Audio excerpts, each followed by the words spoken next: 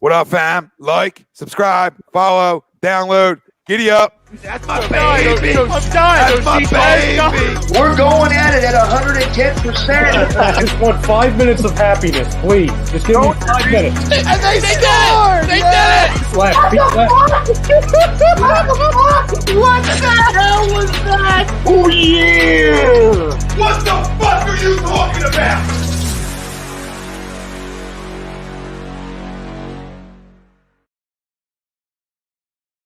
Folks, Bob Mannery here, and you're listening to Agree to Disagree, the flagship, only on A2D Radio. Uncle Sweeps, Nick DelGozzo, the legendary Brian Wilson, and the fucking man himself, Tom Arnone. These three guys from Jersey bringing you real talk with no agenda. You don't like them? Tough shit. It's their show, and they're going to say whatever the hell they goddamn want.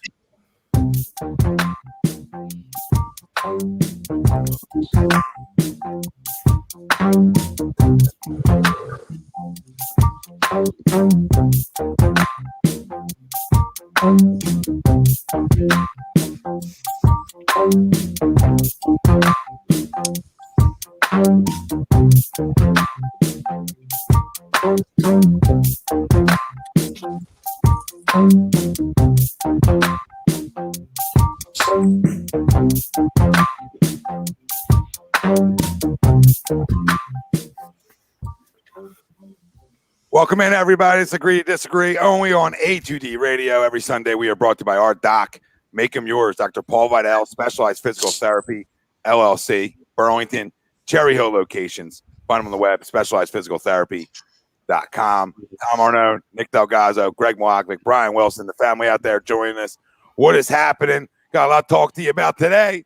A little baseball talk, but we'll do Crumb of the Week later on the show. Sixers second half, 36 games left. Dissect that a little bit. You know, if we're going to be missing Joe and Ben for any time, talk about that a little bit as well. NBA All-Star festivities tonight. If we have any interest in it, we'll have sort of a second poll question. Are you even going to watch it? Agree or disagree? So we'll get into a little bit of that. Phillies season outlook, and we'll dive into it because it's, you know, everything ties into Vegas and where Vegas has us and where they project us a little bit early on. We'll talk about is the number too low, you know, too high maybe, or right where it should be. So we'll dive into some Phillies. Obviously, you know, in spring training means nothing, but at least baseball's back. It looks to be back for 162, which is exciting. And hey, we get to have optimism and hope, right? Because I mean, it's been a long, dreadful road here since 2011. You know, that last year of what we've been through here as a baseball city and a baseball junkies. Right? This is a baseball city, and it's been bad. And we've been told that it was going to be a little rebuild, and we'd be back. And we've been waiting. And I think a lot of people want to have a ton of optimism that this can be the year that they go back to the postseason finally. All right, so we'll talk heavy Phillies, answer all your questions, comments, concerns there, excitement. Our poll question, which is brought to you by bodycheckwellness.com. You can use promo code A2D and get yourself 20% off at checkout. The Philadelphia Phillies will have over 80.5 wins this season. Do you agree or disagree? Let us know. Facebook, YouTube, Twitter, Twitch. That's where you can find us live. Everywhere you get your podcast, we're there as well. Like, subscribe, follow, download.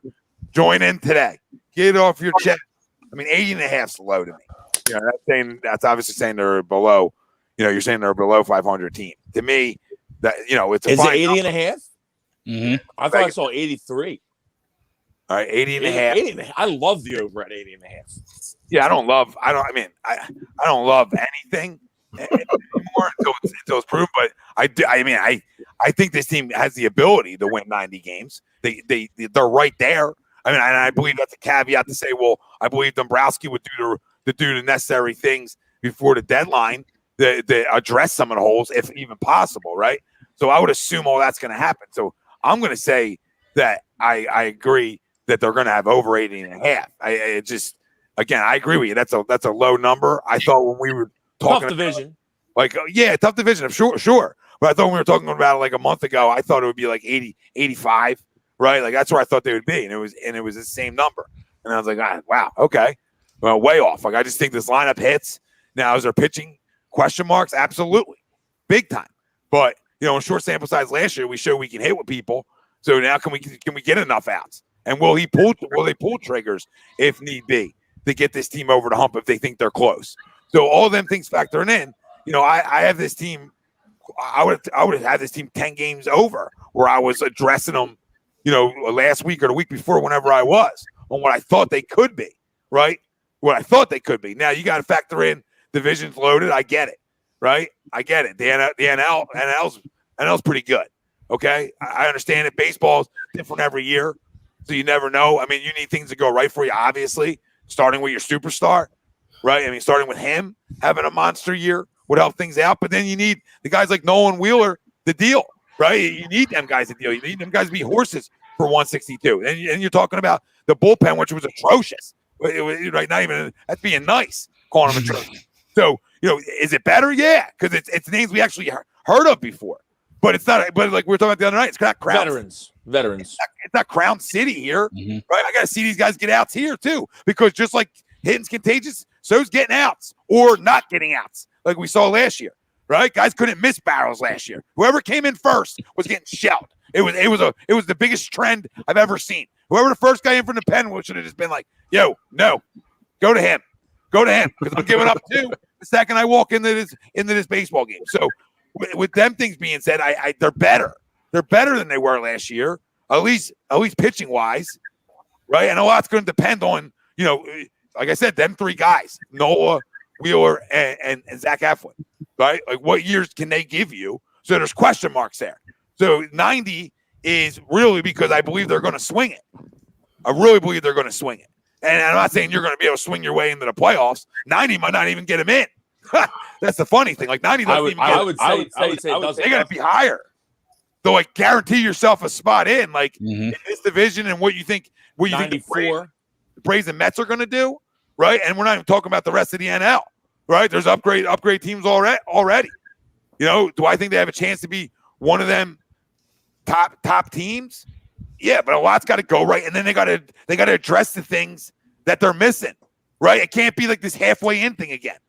That's the question mark. So when I say agree, I agree they're going to win more than that, and they're going to win around 90 is because I believe they're going to do that. I don't see how Dombrowski comes here to not pull triggers if triggers need to be pulled. Now, I'm not saying that's going to walk into a World Series. I'm just talking about trying to get in the postseason or win 90 games, right? And actually have some faith in a baseball team moving forward. Because over the last 9-10 years, right, I mean, how do you have faith, right? How do you have faith? I mean, last year was fun because we hit the ball, we got leads, and then we blew it, right? And granted, it was a smaller season, which made it even worse. But you guys all know what I'm saying. I mean, how do I to dive into this, saying it's like, oh yeah, they're loaded up and they're ready to go is hard. But offensively, I believe they're as good as anybody in the National League. Offensively, they're right there. When you talk about 1 through probably 7, we don't know what 8's going to be without the center field job. But everything else looks like they're going to be able to swing it. And they're going to be able to keep up with people swinging it. So, again, they're the question marks. And I think you can hit your way into 85 wins. I mean, I feel like you can. Now, this division makes it a little harder. I get that side of it. But you should. I mean, you play a lot of other teams too. So, I mean, you should be able to swing it. But this team showed them these lulls of going to Miami like last year, and they come back and they lost 7-9. Like they've shown that over 2 straight years now of going through collapses per se, right? Is that over? I can't answer that until I see it. But I do believe they're better, and I do believe it's okay to be optimistic this year a little bit. It's okay to let your guard down and have some optimism that you should be able to contend for a playoff spot. You should be able to contend, and I say that being that there's no excuses anymore. Okay, there's no excuse. You spend a lot of money. Now go finish the job and get in the dance. So I agree. What do you guys say? Family out there, let us know. I think that they will have over 80 and a half wins. Yes. I think we're an 88 to 92 win team. Like if things go our way, we can win around 92, 93 games. I think that we should win around the 86 to 88 games. Now, I don't know if that gets us in the playoffs. I think 92, 93 would get us in. I don't know that 86, 87 would get us in. I'm not sure. But I feel like that's where we are. And mainly because I like some moves we made in the back end. We got some veterans. Obviously, we couldn't get outs last year, and we had a bunch of guys that we didn't even know who the fuck they were. So at least we got guys that have done it before, that have been in the big situations and gotten outs before. And I really like our 1 through 3. To me, the biggest question marks that I'm looking at are who's going to step up and take the center field job, or are we going to be a center field by committee, which is, not usually what you want to do, but are we going to be that, or someone going to step forward and take the job? And who are our 4 and 5 starters? Can somebody step up out of Matt Moore, Vinny Velasquez, fucking Spencer Howard, out of all these guys, can someone step up and win 12 games and be our number 4 and just have a solid season as a number 4? Because if someone can do that, I think Wheeler and Nola will be fine. I think Eflin is primed to have a good, maybe 13 to 15 win year. If things go his way, I think he's going to pitch well as our 3. It's all about that 4 and 5 starter for me. Someone has to step forward and have a solid year. And if that happens, we can make the playoffs. Now, if it doesn't happen, then maybe we're on the lower end of this. Maybe we're 82, 83, 84 win team. I don't think that we're over 500. I think we're good enough that we're over 500. Division is tough, though, like you said. So I still think we're over 80.5, regardless, unless, barring injuries to major pieces. I think we're over 80.5. So I agree. Yeah, and it puts them at like 500. So I think they're better than that. I'm not. I understand what Wilson's saying. That's more of a ceiling, and it very well could be.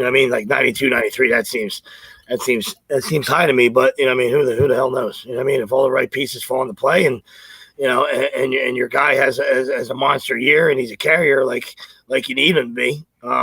The sky's the limit. If Bomer doesn't have a sophomore slump, looks like it looks like nothing bothered him last year. In a short sample size. So you're penciling in a big year out of him, but he's still a young kid, and you never know with those growing pains. So we'll see how the leg adjusts to him. But he really has that look to him. Like he just, like I said, he doesn't get big. He doesn't strike out a lot.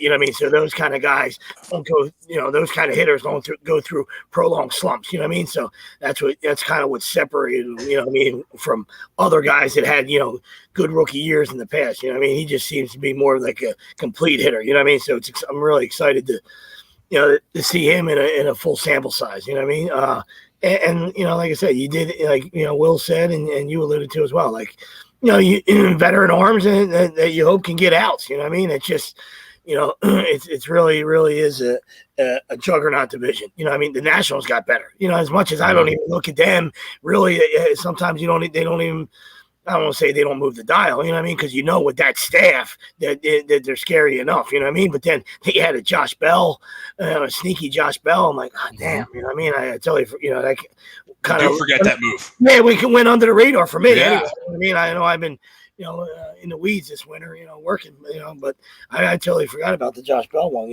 So typical Pittsburgh move. He'll probably have a good year. Yeah. And see if Carter can boom. We'll take the next step for them. Obviously Trey Turner and Soto's out of this world. Mm-hmm. To me, the Braves are just they're just so fucking good. Braves are 100 wins. It's obviously it starts on the mound with them. It's always about what makes the Braves tick in the last 20 plus years is the pitching. From the from the Hall of Famers to these young bucks now, and they expect Soroka back, and they just and Anderson got a taste last year, and if another thing that destroy Philly fans if your boy Mick doesn't turn out to be anything, and Anderson sits there and wins 18 games for the next 5-6 years, that's going to be a nice fucking explosion of your nutsack getting kicked in every year. So, well, we'll see. And obviously, the Mets, it was good that, for the Phils, that Bauer went west, but he's still in the NL. But, they got McCann and Lindor special. So, everybody upgraded. So, it's going to be tough. But, yeah, I agree to the poll. I got him at 84, 85 with, possibly getting to 90 if if they can get some outs, and Harper has an absolute monster year, you know what I mean? Because now it's go time. You know what I mean? We talked about it before. I don't ever put one thing on one person. I know he's beloved.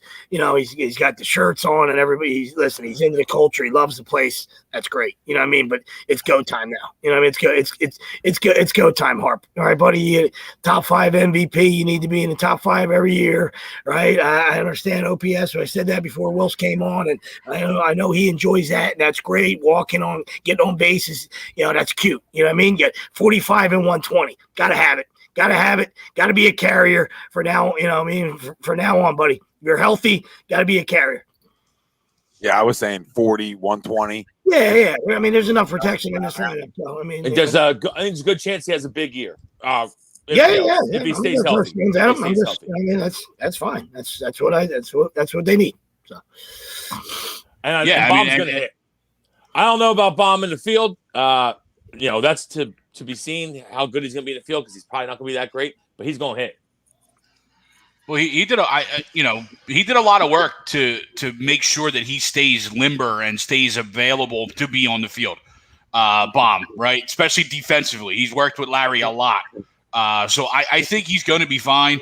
Sweeps, to your point, when we were going good 2007 to 2011, that was Ryan Howard, right? That was Ryan Howard. 230, 240, but you knew you could pencil him in for 45 and 120, right? And that's what we need out of Bryce, right? I'm the biggest Bryce guy here, but nothing you said is out of line, right? No, there's nothing you said that is shocking and hot take-ish, right? Everything that you said has to absolutely happen. We need an MVP caliber year from Bryce if we're going to try and get to the playoffs, because of this division, right? He's got to absolutely mash, especially at home. Like for Fangraph, right, Greg? What's that? Fangraph, okay, has Harper 36 home runs, right? Need more than that. You know what I mean? That's he's got to be over that. That's got to be an over. And for the team, I agree. I'm going to go over. I'm right in that same range that you all are, 84, 85 to whatever we get to as the pitching, right? I don't want to set a ceiling because I think if a few things go our way, the ceiling could be low to mid 90s. And Wilson brought up Eflin, right? I think Eflin's a huge key to this season. The center field job. If that's the one spot that we have a platoon, I think we might be all right because of how deep we are everywhere else, right? And I do think there's a couple guys that are playing well that are potentially taking that position, right? I think they dropped the ball on the signing of an Odorizzi type of pitcher right here at the end of spring training, right? Someone to lengthen your rotation. You lengthen the rotation to where we're only needing Matt Moore, Chase Anderson, Spencer Howard, Velasquez for one spot, not two. And I hope those guys, are able to produce and get us 10, 12 wins out of that 4 or 5 spot. That would be ideal, but I ultimately agree. I do have them right around that 84 to 88 wins on the low end. Yeah, there's like I said, there's reason to have optimism for this team because they're better. Everyone should be excited. Everyone should be excited. So about Archie Bradley is a good addition, but Alvarado is a really big addition too. I mean, especially from the left side, to be able to have a guy, at 25 that can gas it up from the left side. We didn't have a lot of guys who dialed up last year either. I mean, first off, guys couldn't hit spots and guys couldn't dial. I mean, you look around, everybody's got somebody coming out of the pen throwing 99 or 100. I mean, there wasn't that. Sweeps boys had 12 of them. Yeah, the Cardinals have 45 in a year. You might not know where they're going. Everybody throws 98 on St. Louis. There's something in the water over there. Everybody throws 98. Everybody humming. Look at some of the minor leagues. They might not get outs, but they throw 98. Down in the minors. I mean, I don't know, but now we have actually a couple guys who always throw freaking hard. I mean, goodness gracious, make it hard on guys. It's already hard enough to hit a baseball, but when you're throwing 95, I don't want to say nothing about you. It's hard, but the good ones can dial it up too. I mean, we had nobody could dial it up and nobody could locate last year. It was atrocious. Really, you left camp saying we're all baseball guys, and we're all like, who the fuck are these guys? outside of Hector Neris and like Adam Morgan because they were already here. Like, Yeah, them guys, it was like I never heard of these guys. If I'm not watching baseball, like it felt like the scene for a major league. Like, who are these guys? Of course, Who the fuck are these guys? Neris, Bradley, Alvarado, Kinsler, Watson. You know, We definitely upgraded. I mean, all you can say is we definitely upgraded. It doesn't really matter how you look at it. Like, we can't project the future and say that these guys are definitely going to get outs because we know it's a fickle game. The bullpens are always fickle. Guys have great years, then bad years, great years, bad years. But we got guys that have done it before, as opposed to the slop we were putting out there last year. It can't be worse than it was last year. Happy birthday, Tori. It can't be worse than it was last year. No possible way. I know it was only fucking 60 games or whatever, but it was atrocious. Probably the worst bullpen in the history of the Phillies organization. If not, there might have been a worse one. Like, I think they said 1929, we had a worse pen ERA, but I mean, who even cares? 1929. I mean, seriously. You know how it could have been worse? It could have won 162 last year. Well, yeah. I would have hoped around 85 games. If they were going 162, around 85, we would have just killed the entire bullpen, just brought some guys up or something, because it was ugly. Christ, that was ugly. No, yeah. I mean, that was stark. I just hope they don't get into Mark Campbell. I mean, I would love for the guy to hit 50. I don't think he needs 50. No, I don't even need to put a number on the homers. I just need him to drive in runs and stay. I think if he's healthy and has good at bats and drives in runs, we'll be fine. I'm looking at other guys than Harper. And to me, the 4-5 starter is the biggest key here. We need someone to step up. I'm not saying we need two guys, but someone has to step up and have a good year. Like, be in the rotation all season long, have a good year. Someone has to do it. And I don't know who that guy is, but Spencer Howard, Matt Moore, Vinny Velasquez, fucking keep naming them. There's a bunch of them out there. Someone has to step up. How many years are we going to say that about Vince Velasquez? Well, I don't think his time's. I think his time's passed, but I still going to throw his name out there. But I think his time's passed. Yeah, I mean, I think the way Joe talked about it. Does Sir Anthony give us anything? Does Neris can't possibly be as bad as he was last year? Good. If the split's working. If the split's working, he'll get outs. You know that. Yeah. What role is he in? Well, this is the biggest question mark. I don't know who's in what role. Is Archie Bradley considered a closer here? I guess he's our closer currently, but I mean, we'll see. I don't even care. I don't even care if you define a role. I just want the guys to get outs. I would assume it's going to be Bradley or Neris, right? It has to be. It's not going to be any other guys. No. Is Sir Anthony even in camp? I don't think he is. I think he's still technically injured. Yeah, he's still. Well, they said he's he's been throwing though. Okay. So I guess whatever that means. Right. Yeah, exactly. You're right. What does that mean? Who knows what that means? I could be throwing. That doesn't mean I'm ready to fucking pitch. I don't know what that means. But I guess it's better than that they're saying at least he's throwing a baseball. I guess that's right. At least he can. At least after the surgery, that's still good. He at least can pick up a ball and throw it. Yeah. I mean, I agree. I don't necessarily need a role, but I need a guy back there that can do it. Right. Because if Neris has proven that if the splitter's working, he's very good. But last year, his splitter wasn't working. So, everybody was sitting on him. Archie Bradley he couldn't throw any off speed for strikes last year. Yeah, Archie Bradley's been there. He's gone through ups and downs, though, himself. So it's not like he's even a lights out guy right now. But, to everyone. Good guy, though. Good guy. It's so much more refreshing to have names that we actually know and guys that have done it before. They talked about Alvarado coming into camp in better shape than he's ever been because he understood in Tampa Bay last year when he got out of control, he wasn't the same pitcher. So cool, awesome. You got traded and now you come in, in good shape. Awesome. Let's go. Let's do it here because we need it.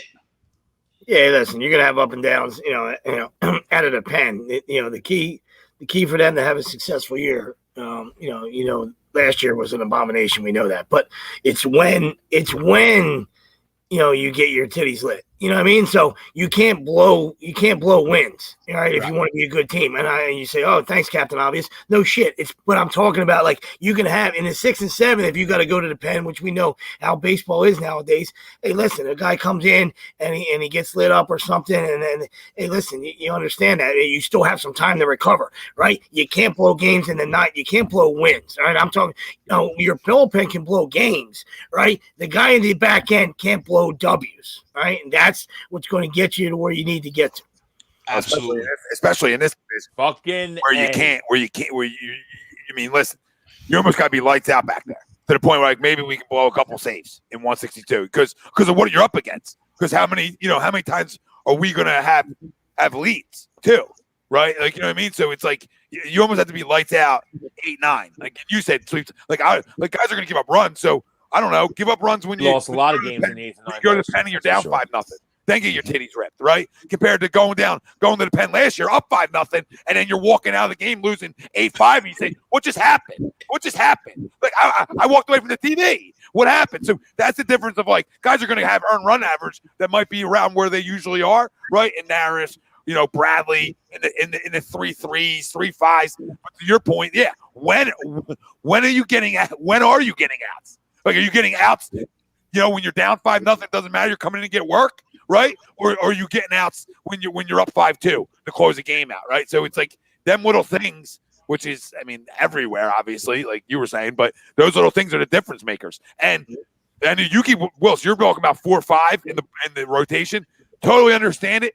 Totally right with you. But I'm going to go a step further. 1 and 2 got a fucking deal.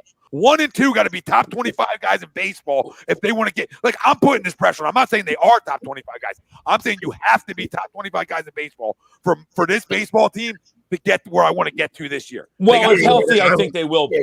Yeah. I mean, that's what I'm saying. I mean, granted, everything I say is if healthy, obviously. But I think if healthy, they'll be fine. I'm not really worried about them.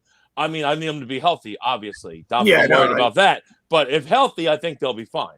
Yeah, I agree. You pencil them in. I 100% I agree with you. I got them penciled in for about 35. You know what I mean? So now that's why I agree with Wills. 3, 4, 5.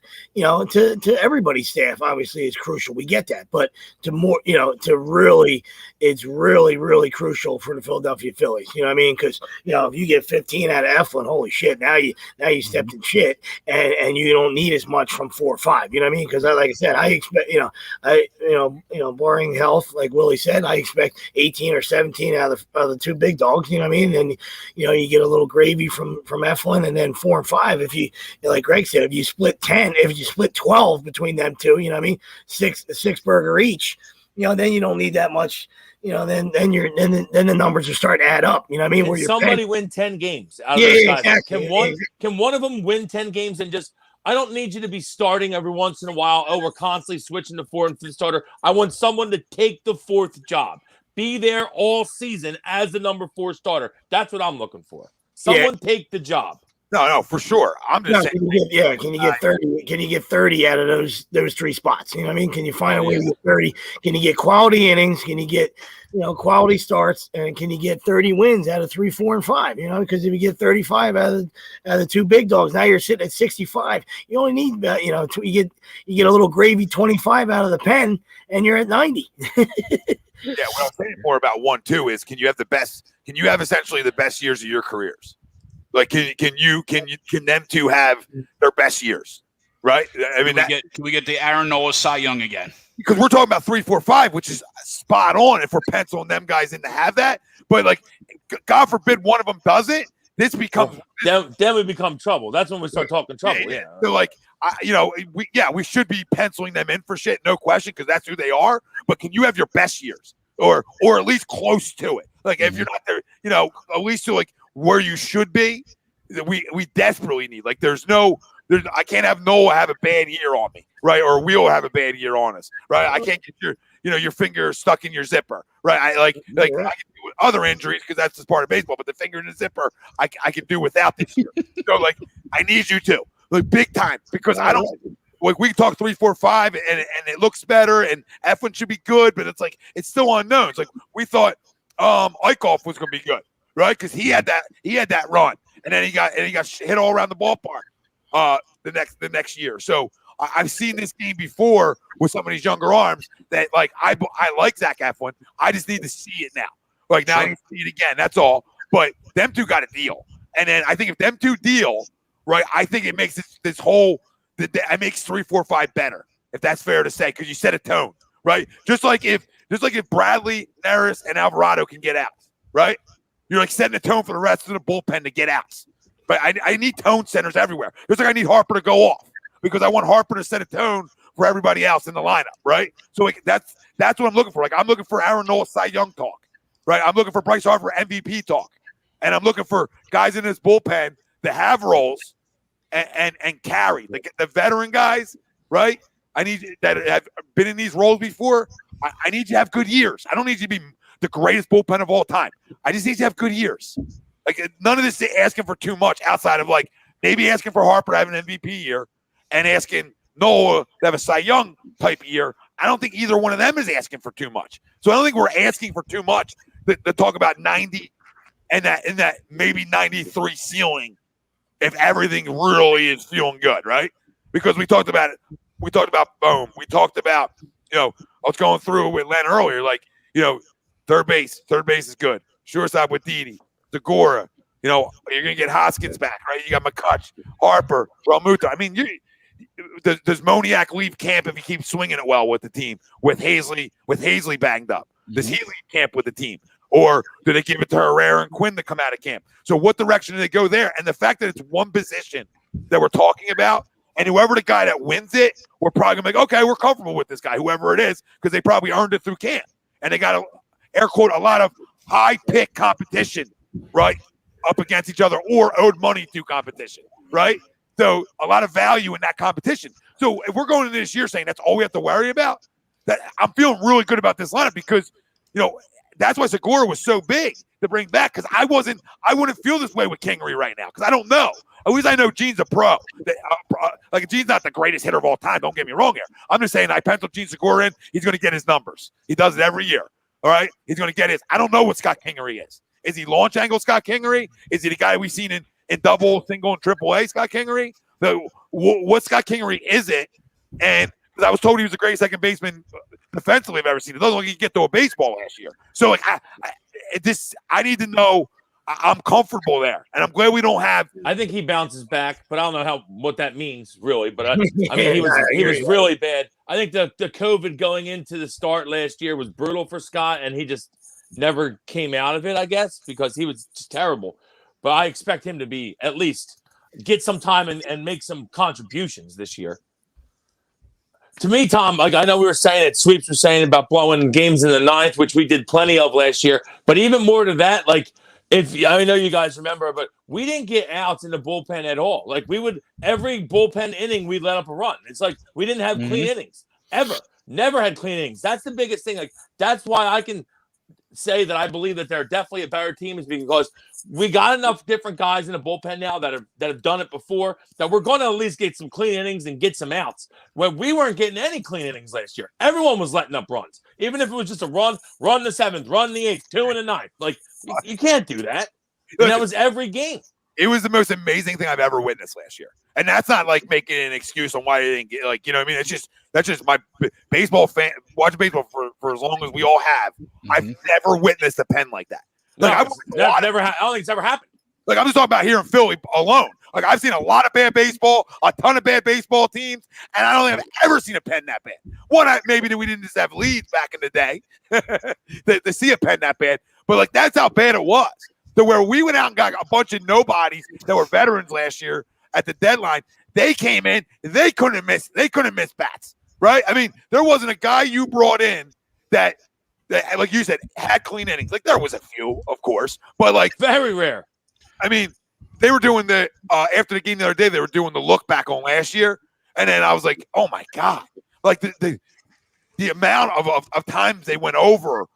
Have a lead, blew another one. Have a lead, blew another one. Like we're talking about in like the 6th inning, 7th inning, and not just like 1-run leads. You're talking about like having 4 or 5-run leads and blowing games, getting out the 5-0 leads in the first and losing. I mean, last year you could come out 7-0 and not feel comfortable. Like, seriously, have to sit in front of your TV and say, hold on, I'll get to that in a little bit. How can I feel comfortable? Because somebody else is going to come in and give up runs. And then everything that happened in the pen translated to the rotation. Then at the end of the year, they couldn't get outs. So everything became a microcosm of hey, nobody knows how to get to that number of outs. Nobody, you know what I mean? No, we can't get to that number of outs. We might just have to call games like in spring training. Like, that's how it was last year. Oh, that's it. He threw enough. We'll see you guys later. Just take the dub. Like, that's how bad it was. Yeah, speaking of that, they combined for the second worst ERA in MLB history at 7.06. Fucking Christ. Spanning 109 appearances, the group committed more blown saves, 12, than successful saves, 11. Across 186 innings, surrendered 246 hits, 159 runs, 146 of those earned, 87 walks, and 42 home runs. Hey, find the strike zone, too. How many walks? 87? Too? 87 walks. And how many innings again? 186. 186. Okay, 186. It's not that terrible. It's not great, but the 240 hits in 186 innings is not going to fly. That ain't flying. That's for sure. Yeah, do the math over 162. He gave up 1,000 hits. Like, the bullpen gave up 1,000 hits. Feels like over 162. My goodness, they would have too. They would have because everybody was getting hurt. They would have gave up 1,000 hits last year and went 162. Surprisingly, at least 700. And surprisingly, Neris was not one of the guys that give up one of the home runs. Yeah. And that other guy was talking about Wheeler. Like he's only 6 seasons in, and 3 of those seasons, 2 of them was hurt. Yeah, 2 of them was hurt.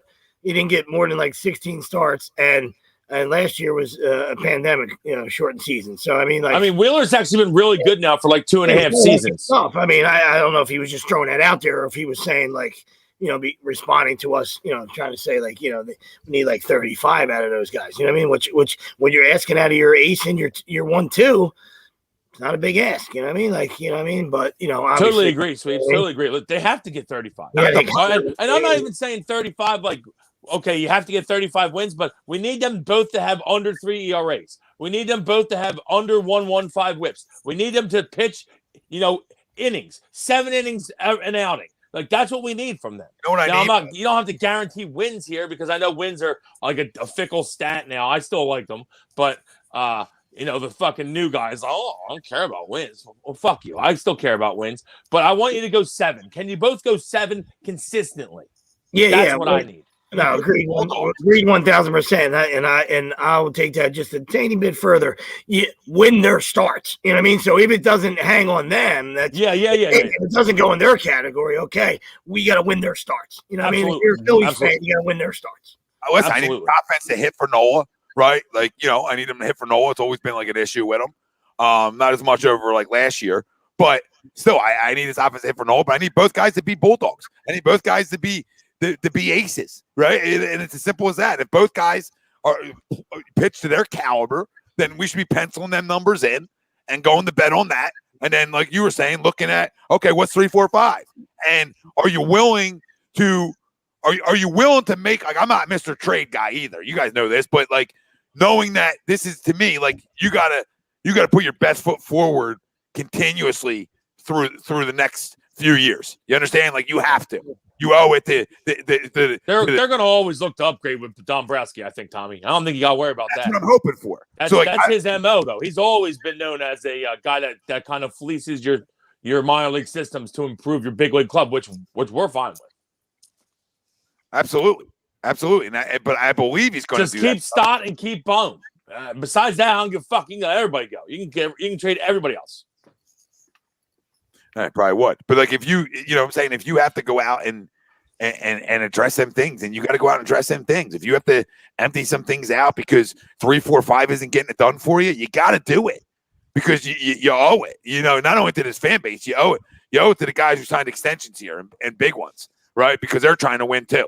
And I'm tired of watching a good lineup too go to the wayside too. That's why I got no time for that either. If a lineup's gonna swing it well for 162.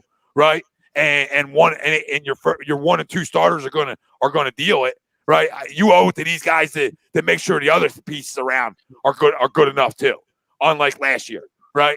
Because it'll be unacceptable to watch this again. it's not fair to nobody, especially us as fans. Right? We're talking about that Marlins series. Yeah, I think they had we had like 12 up on the Marlins, and I remember. Dude from Michigan just hurt his ankle, and it didn't look good. I'll tell you what. I will say one thing that I think to everybody listening, and for you three, that like 4 years ago, right now, we were trying to sell you that we could win 85 games with the roster we had then, and we definitely have the most talented roster we've had since we've been since we've last made the playoffs. That's for sure. So I mean, you should be excited. Now, is the division tough? Absolutely. Are we guaranteed to make the playoffs? Absolutely not. But I think everyone should be excited that this team has a legit chance to contend, make the playoffs. And if everyone knows you make the playoffs in baseball, you win the World Series. Anybody can win the World Series. It's got to make the playoffs. Well, why is every year that we can have that optimism coming in and we get excited? Because baseball is also weird sometimes too, where you have certain teams that come out of nowhere per se. So we would always hope we were that team. Now this year, you're absolutely spot on. We're a legit playoff roster per se, right? Only problem is the whole NL East is. So yeah, true. And and they just got to get it done. I mean, last year it was a weird year. We get that, but it was eight teams, and we thought it was a no-brainer. We're like, how the fuck can they not make the playoffs? Yeah, easily 7 ERA in the bullpen. Have a historically awful bullpen. Check. Lose 7 of your last 8. Check. Watch the Reds get it over you. Check. And Moira, I seen she commented. She's absolutely right. That fucking Buffalo series against Toronto was brutal. I think Toronto scored 60 runs in that series. Yeah, I think they're still hitting. They're still hitting. Can't get any. They're all 22 on the team. Just fucking throw them an off-speed pitch one time for a strike. Everybody's 22 on Toronto. Throw a pitch in the dirt. They're swinging at everything. Yeah, absolutely. Dead red. and they're like Tommy said, they're still hitting, and they're still just mashing, crushing. What's that? Oh my God! Who's the 9-run inning? I think the Phils had like a 7-2 lead, and bunch of pedigree puppies. He took a piss. The one kid had, Guerrero's kid hadn't even hit that much. It was the other ones that were killing that stuff. Teoscar fucking Hernandez. I don't think we got him out the whole series. Teoscar Hernandez. Fucking Teoscar.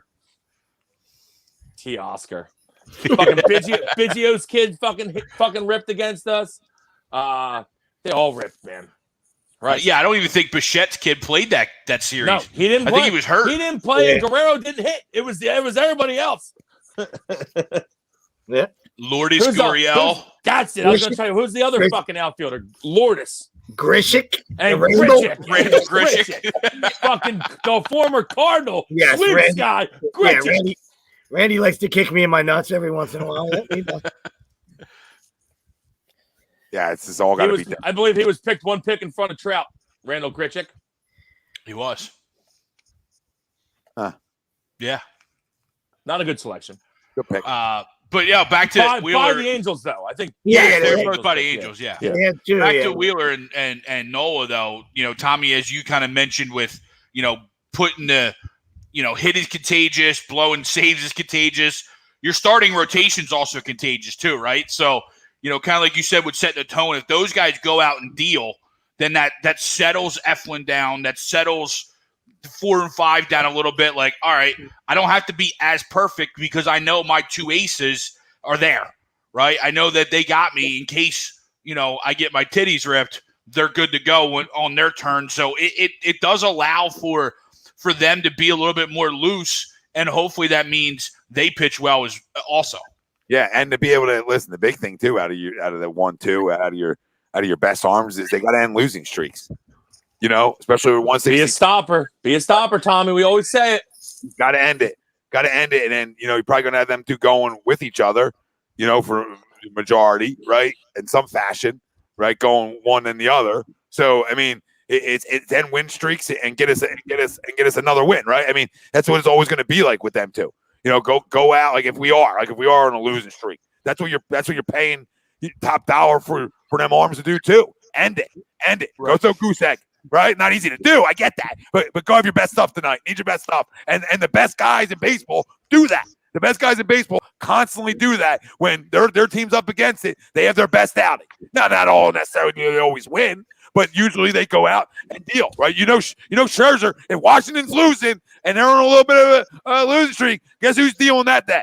He's probably going to deal. He's probably going to shut up your ass. Now, maybe because there's going to be times you get them, but more often than not, them dogs eat you up when need be. And you got a lot of good arms in this division, too, that have the capabilities of doing that. Right, I overlooked the Mets staff the other day when I was going over it. Like this overlooked, forgot they had Stroman for a second. Now I'm not crowning Stroman, but that's a good arm if he stays healthy.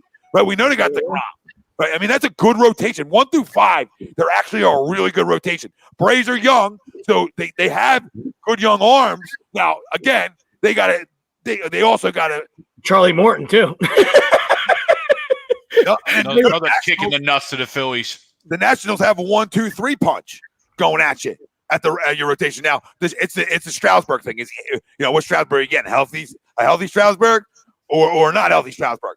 But they got Lester too. I mean, I know Lester's at the back end of it. He doesn't do much for me, but still a wily veteran. Sure. Like you steal 10 bases off him. But he's still a bulldog with capabilities of winning them 13 games. I was gonna say you can expect him to win 12 to 15. Yeah, out of 4 spot.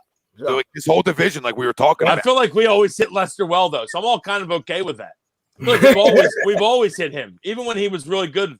We would hit him. I feel like when on the Cubs, obviously. Yeah. So I mean, it's weird. Like I like our lineup. I'm okay with that. It's weird. He should still pitch well though. Sweeps. You're right. Sorry, Tommy.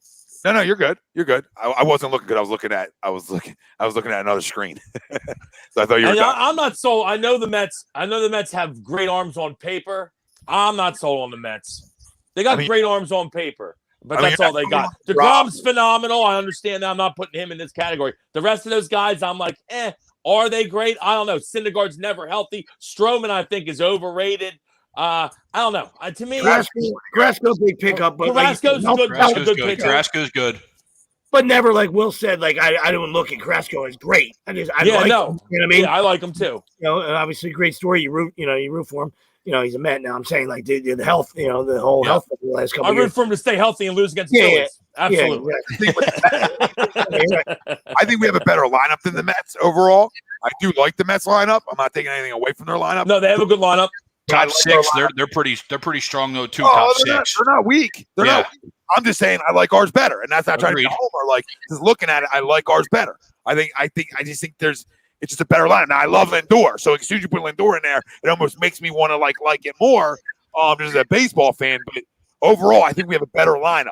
Now the rotations, like you said, I don't necessarily love all their guys, but on paper, it looks good coming in when you got DeGrom, Carrasco, Stroman, looking pretty good. So to me, it's okay. And their bullpen, again, has the capabilities of being lights out or we don't know, or it could be a train wreck. We don't know with that. Yeah, they got what Edwin Diaz you get in, That's right?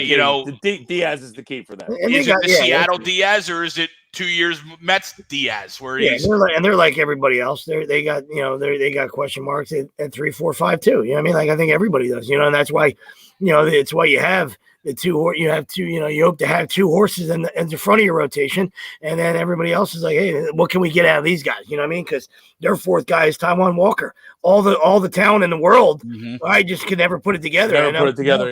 Some health issues, and then he just kind of shits in his sock every season. You know what I mean? And you're just like, man, this guy's got electric stuff. Yeah, he'll have 3 games where he strikes out 13. You're like, dude, this guy's awesome. Yeah, he has 3 games where he doesn't get out of the 3rd. You're like, dude, this guy ain't good.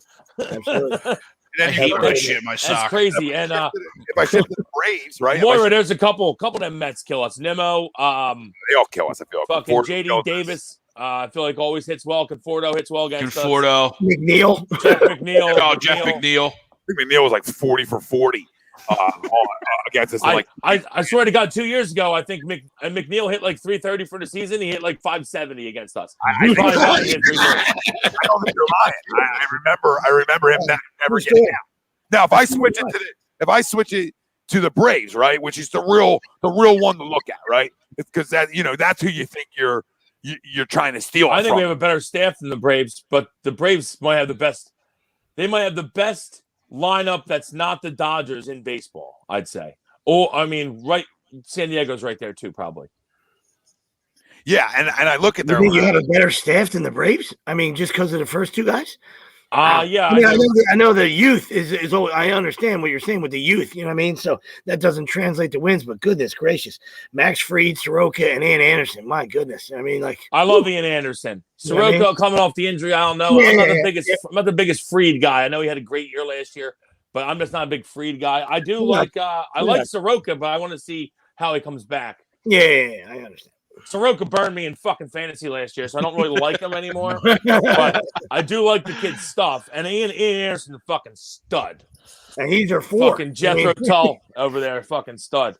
He's our four matching up against some other teams. That's ridiculous. Some other teams tomato cans. I mean, Ian Anderson he might win 17 games. Yeah, against Matt Moore for us.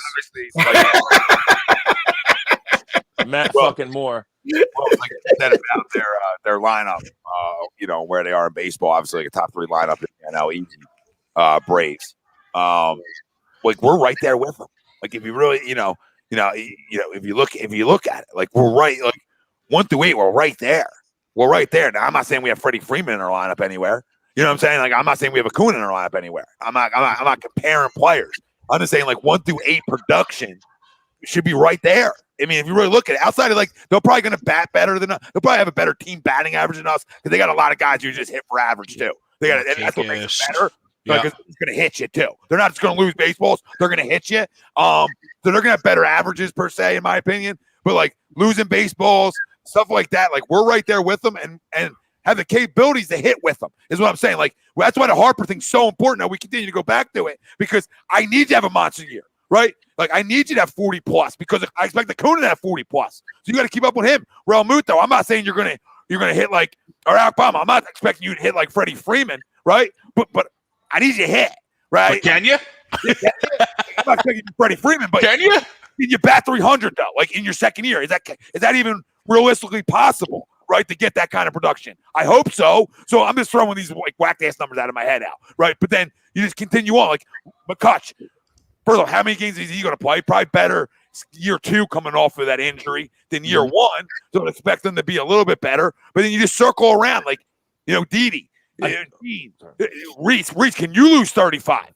Can you lose 35? Right? You know what I mean? Like you got to keep up with the Joneses here in this division. So when I look at their lineup and look at ours, I say it's close. Like I know what you're saying. Yeah, you don't have to win. Sorry, you don't have to win head to head. Like the head-to-head individual matchup. You know what I mean? You just have to have a good year yourself. You know what I mean? Because if you really go through it, Phil's probably only win 3 spots. If you went through it, like I know you think it's closer, and I'm not saying it isn't closer. No. I wasn't. You know what I mean? I'm just saying let's say you move Acuna. Let's say if they moved Acuna to center, you know what I mean? So then you would give them center, because No. I wasn't comparing positions. That's what my whole point was in the beginning is production-wise, take away positions. That was my point in the beginning. Production-wise, you should be able to have similar numbers to their production as a whole. Yeah, I know you weren't saying that. I'm just saying, like, that was just a game I was playing. You know what I mean? Like, I'll give, the Phillies catcher, third base, shortstop, I guess. I mean, even though Swanson, had a real good year last year. Yeah, you know really good. Might be turning the corner offensively. I don't know. You know what I mean? You have to see it on a regular basis. You know what I mean? Good. No, looks good. Eye test good. Yeah. Great flow. Oh, wonderful flow. Wonderful flow. No, Yeah. Greg used to jack off to him when he was on Vandy. I like what you did right there, right? Because we could do that for some fun, right? So you got to do, and right, you would have Acuna, Harper, right? So can Harper keep up with that production in a way? Yeah, can you make that a wash? Yeah, can you make? I was trying to be nice and put him in center, so the Phillies could have right field. And that's not a knock on Harp. I mean, they could. I mean, like, I'll tell you one thing that helps us over them is that Marcell Ozuna has to play the field for them now, which is not a good thing for them. Marcell Ozuna stinks in the outfield, and the last 2 years he's played the field, he didn't hit the same way he hit as a DH. So that's all I'm saying. That hurts them, which is a good thing. Yeah. For us. So Albie for it. Panache is supposed to be special out there, so he might be able to cover some ground. But Osuna can't catch a ball that's right at him. So Wilson's right. Right, but Panache is supposed to be special. I think the last time he played the field, he was on Sweep's team, so he would know. No, I would know. Another swift kick in the dick. Yeah, like you could win a couple. You could win a few. Yep. Like I'm looking over it. You could win a few of them. If you went head to head, there's a couple, 3, maybe you can go 4 tops. Like, without being egregious. If we want to say Nola on the bump, maybe I'll take him over their number 1 as well to try to give us a 5th position. Yeah.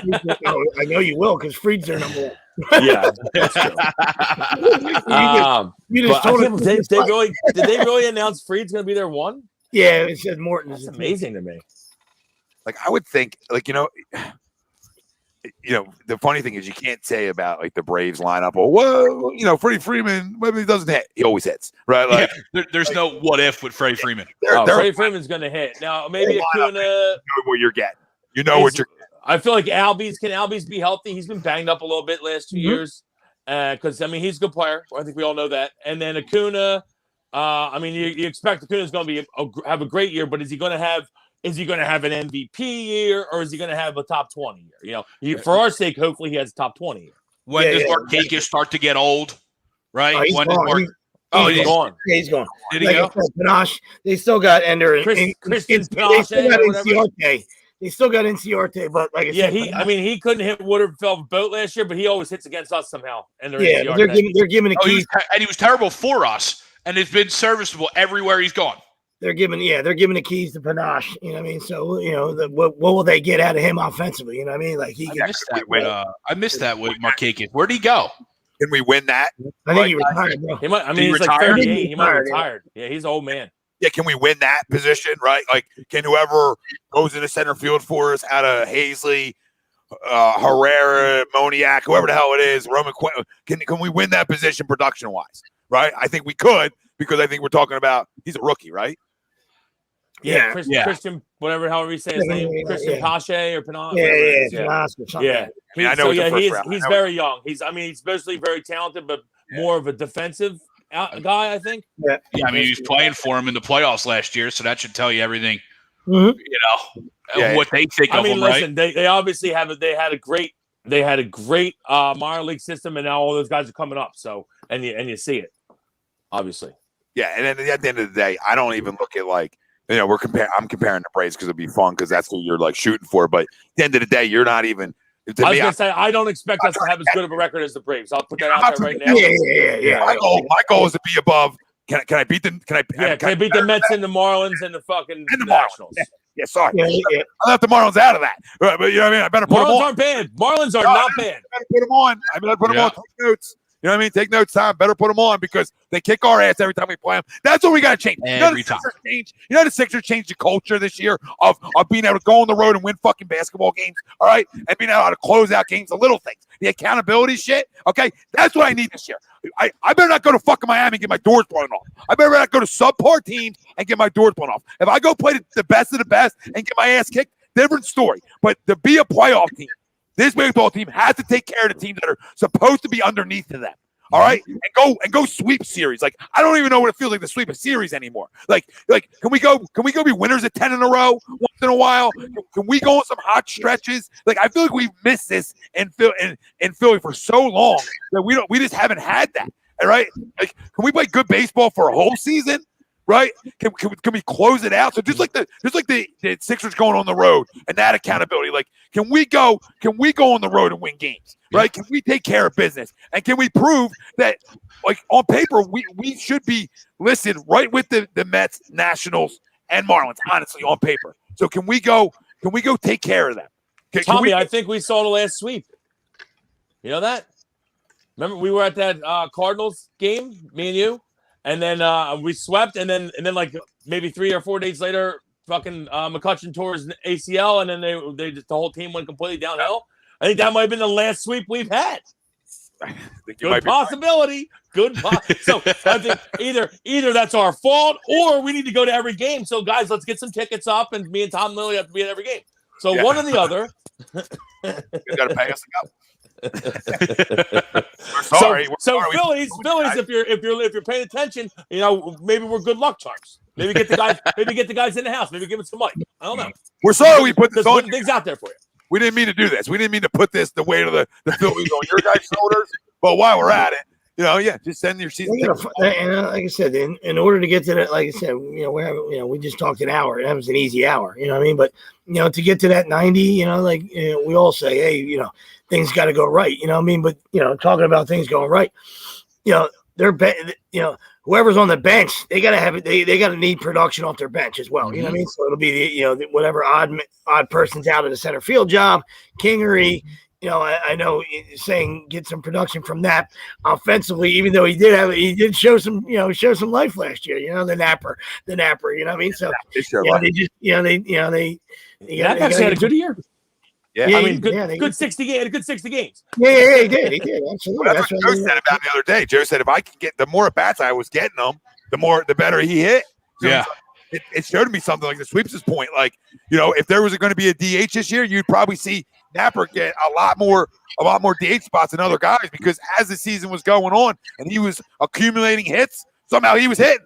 And it goes to show you because the whole lineup hit. So it becomes contagious. You're right, Sweeps. Whoever that other guy is, like Kingery, Knapp, if it's Haseley down, if it's Herrera down, if Herrera's not even here, and it's Moniak, whoever it is. Quinn. You know what I mean? They need production. Whoever. They need production out of that bench, whatever it is. You know what I mean? Like, bench guys be like, is Quinn can Quinn stay healthy and can he pinch run and can he steal second and third one night? You know what I mean, to get you a W where you don't need a hit. You know what I mean? Oh shit, like instant offense, without actually doing anything, without being able to throw it up out of his hand and hit it. You know what I mean? Like, hey, come in there and swipe a bag. You know what I mean? Like, can Kingery come in, and fucking get a big double, get a big 2-out hit in a spot, when you're hitting for the pitcher. You know what I mean? So there's those scenarios for me, we're gonna separate you from 81 to 91 wins. You know Absolutely. what I mean? And we saw that important this year. Sorry, Greg. Even more important this year because of the fact that the pitcher's going to bat again, like Sweeps just said.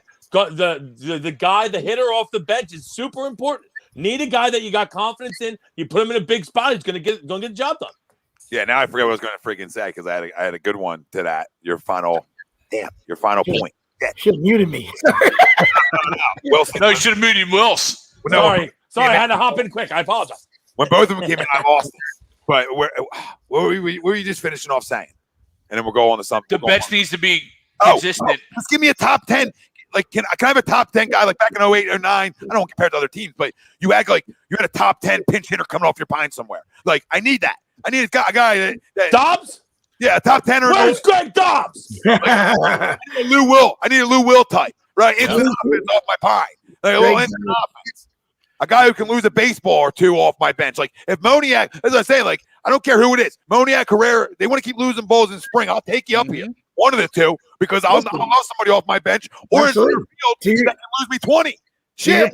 To your point, the magical times in this city, when we, not talking about the meat and potatoes, was a professional hitter, a Canadian professional hitter off the bench that won some games for you. Great flow. Talk about great flow and get the head out. Get the head out, Stairsy. Get the fucking bad head out. Broxton's still having nightmares. Get that fucking bad head out, Matt. And then getting his ass hammered. Getting his ass hammered as he comes in the dugout. I love that. I love that clip. Gets your ass hammered by your teammates. What? I love me some professional hitter, Matt Stairs. Fun fact, I broke my cell phone on the deck of RMAX, now Tap Room. On the deck of RMAX when he hit that home run. Cell phone broke. Great times. I was with you. Greg, were you going to say? I think I spiked it. Let's go! Spike cell phone. Thought I was in the end zone, then I realized what happened. Fuck, what did I just do? Verizon, I'll be right there. Greg, were you going to say the same thing about the pinch hitter? I really was. I was going the same thing. Back in that, that heyday where we were, the other side that was a plus for us was that bench, whether it was that spell of a day for a guy or just that big at bat in a big spot, right? You know what I mean? You look at, Jeff Jenkins coming in. Pedro Feliz, when or Eric Bruntlett, right? You know what I mean? Like we had all those guys that produce, and he already mentioned the Greg Dobbs, but we had guys we trusted in those spots, and to your point, we need that now. We need that now, right? Is Bamboo Miller? Is we can get? Oh my God, are we getting Bamboo back? Right? We need a solid bench. Absolutely, it's a must, especially when it's not. I mean, obviously, last year it was only 60 games, whatever. But we're back to a full season. Bench is an absolute necessity. Guys get beat up in the summer. Like they're probably going to have. Hopefully, you hope to God that maybe your stars can miss a DL stint. But now with the 10-day DL stint, it's almost guaranteed that everyone's going to catch a 10-dayer. So you're going to have some bench production. I'm a big fan of having an identity of some sort, right? Like we talk about with the Sixers, we talk about other teams. Like, what's your identity? What's your identity going to be, right? Well, like I don't care what side you want to go with it, right? If you want to have an identity of flat out Dion or an identity of losing baseballs and putting up crooked numbers, right? So if you want to be that kind of lineup, like you guys are saying, and you want to have that production, you want to hang with the big boys, you're right, Will. You're going to need it.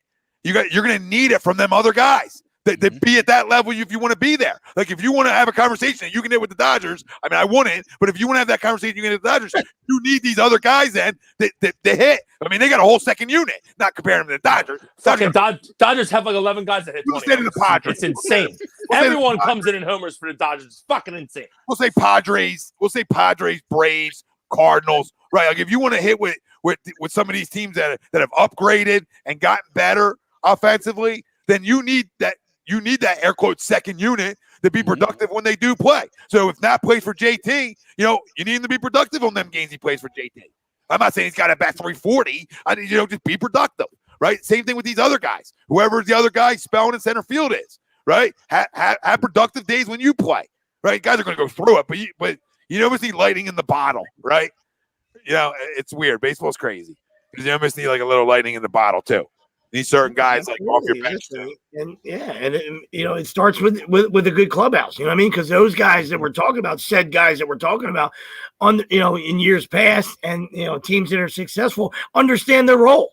You know what I mean? So when you got guys that are selfish and think they should be playing and feel like they're getting screwed or whatever, then you got a bad locker room. You know what I mean? So.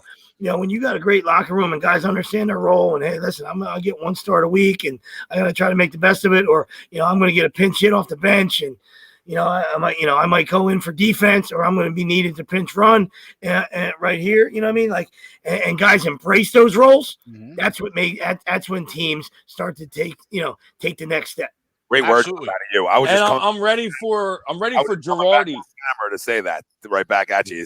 Hey, can somebody embrace it? Can somebody, like where you said I was coming back on and be like, somebody embrace it. Love that role. Love knowing that you're coming in the ninth for a pinch hit opportunity down one. Embrace that shit. Embrace it, trying to figure out a way to get on base. Embrace it, or barreling up and losing one. Embrace that role of them situation, because that's hard for a lot of guys to do. Not just embrace it, but then be able to just get yourself sit around all day and get yourself ready to go see 99, right? Like it's sometimes hard for guys to do, or not play every day. So hopefully some of these guys can, like you said, just embrace it and roll with it. Or are you going to say, well, sorry? I know. I was just saying, like, I feel like last year we kind of forget the fact that we have Girardi now, and we didn't really get to see it because of how bad the bullpen was and the short season and everything. But now we get to see that, hey, we have a real manager now that understands game situation and knowing your personnel and knowing the best spots to put your players in, which we haven't had for a while because we were dealing with old fucking coconut oil himself. So I'm excited for that. I think that gets you a couple more wins just in itself because of Joe and how good Joe is. Well, I feel like last year it kind of got screwed over with the. No, I agree. But I just want to add to that, Rod. That was great. A fantastic point. I just want to add to that. That marriage, old school guy like Girardi, that marriage with Dombrowski, who somebody said earlier that he wants the starters to go deeper. So that's a perfect marriage when you don't have coconut guy and the rest of these young guys in baseball, the rest of these nerds that are going right to the book in the fifth. You know what I mean? Like, if guys can stretch out, you need less outs out of the pen. Common sense tells you when your fucking pen is cheeks, the less outs you need from them, better chance you have to win. Is that how that works? Yeah. I think the relationship in terms of if necessary, of knowing what to go out and get if they need to, right at the deadline. Like I think that relationship's going to be good too, Sweeps, right? Unlike Khakis upstairs, right? Mr. Computer himself, Clintack. Like this is going to be a better relationship with Dombrowski and Joe than it was with Matt and Joe in terms of like what Joe wants compared to what Matt wants, or what Matt doesn't want to give up compared to what Joe maybe wanted to give up. You know what I'm saying? Like I just to that point too, I think the relationship, you know, in terms of baseball personnel, you can already see just by this offseason that them two came in. Like you can tell they're probably having a ton of conversations together. It's a collaboration instead of the nerds making the decision and the coach just has to coach. Like I feel like that's definitely in play now too.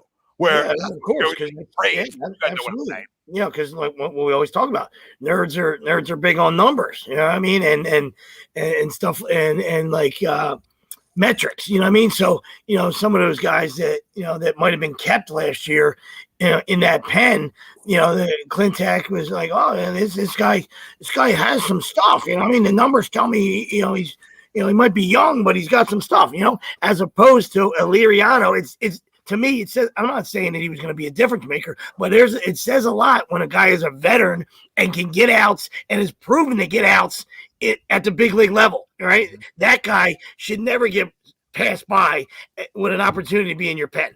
And I mean, especially when you're left-handed. Right. Yeah, I mean, there was a couple of them last year that just like, whoa. Yep. Huh? Absolutely. And then you go on to have a historically bad year. It's one thing if you let those guys go and you're actually not cheeks. You know what I mean? To steal your phrase, right?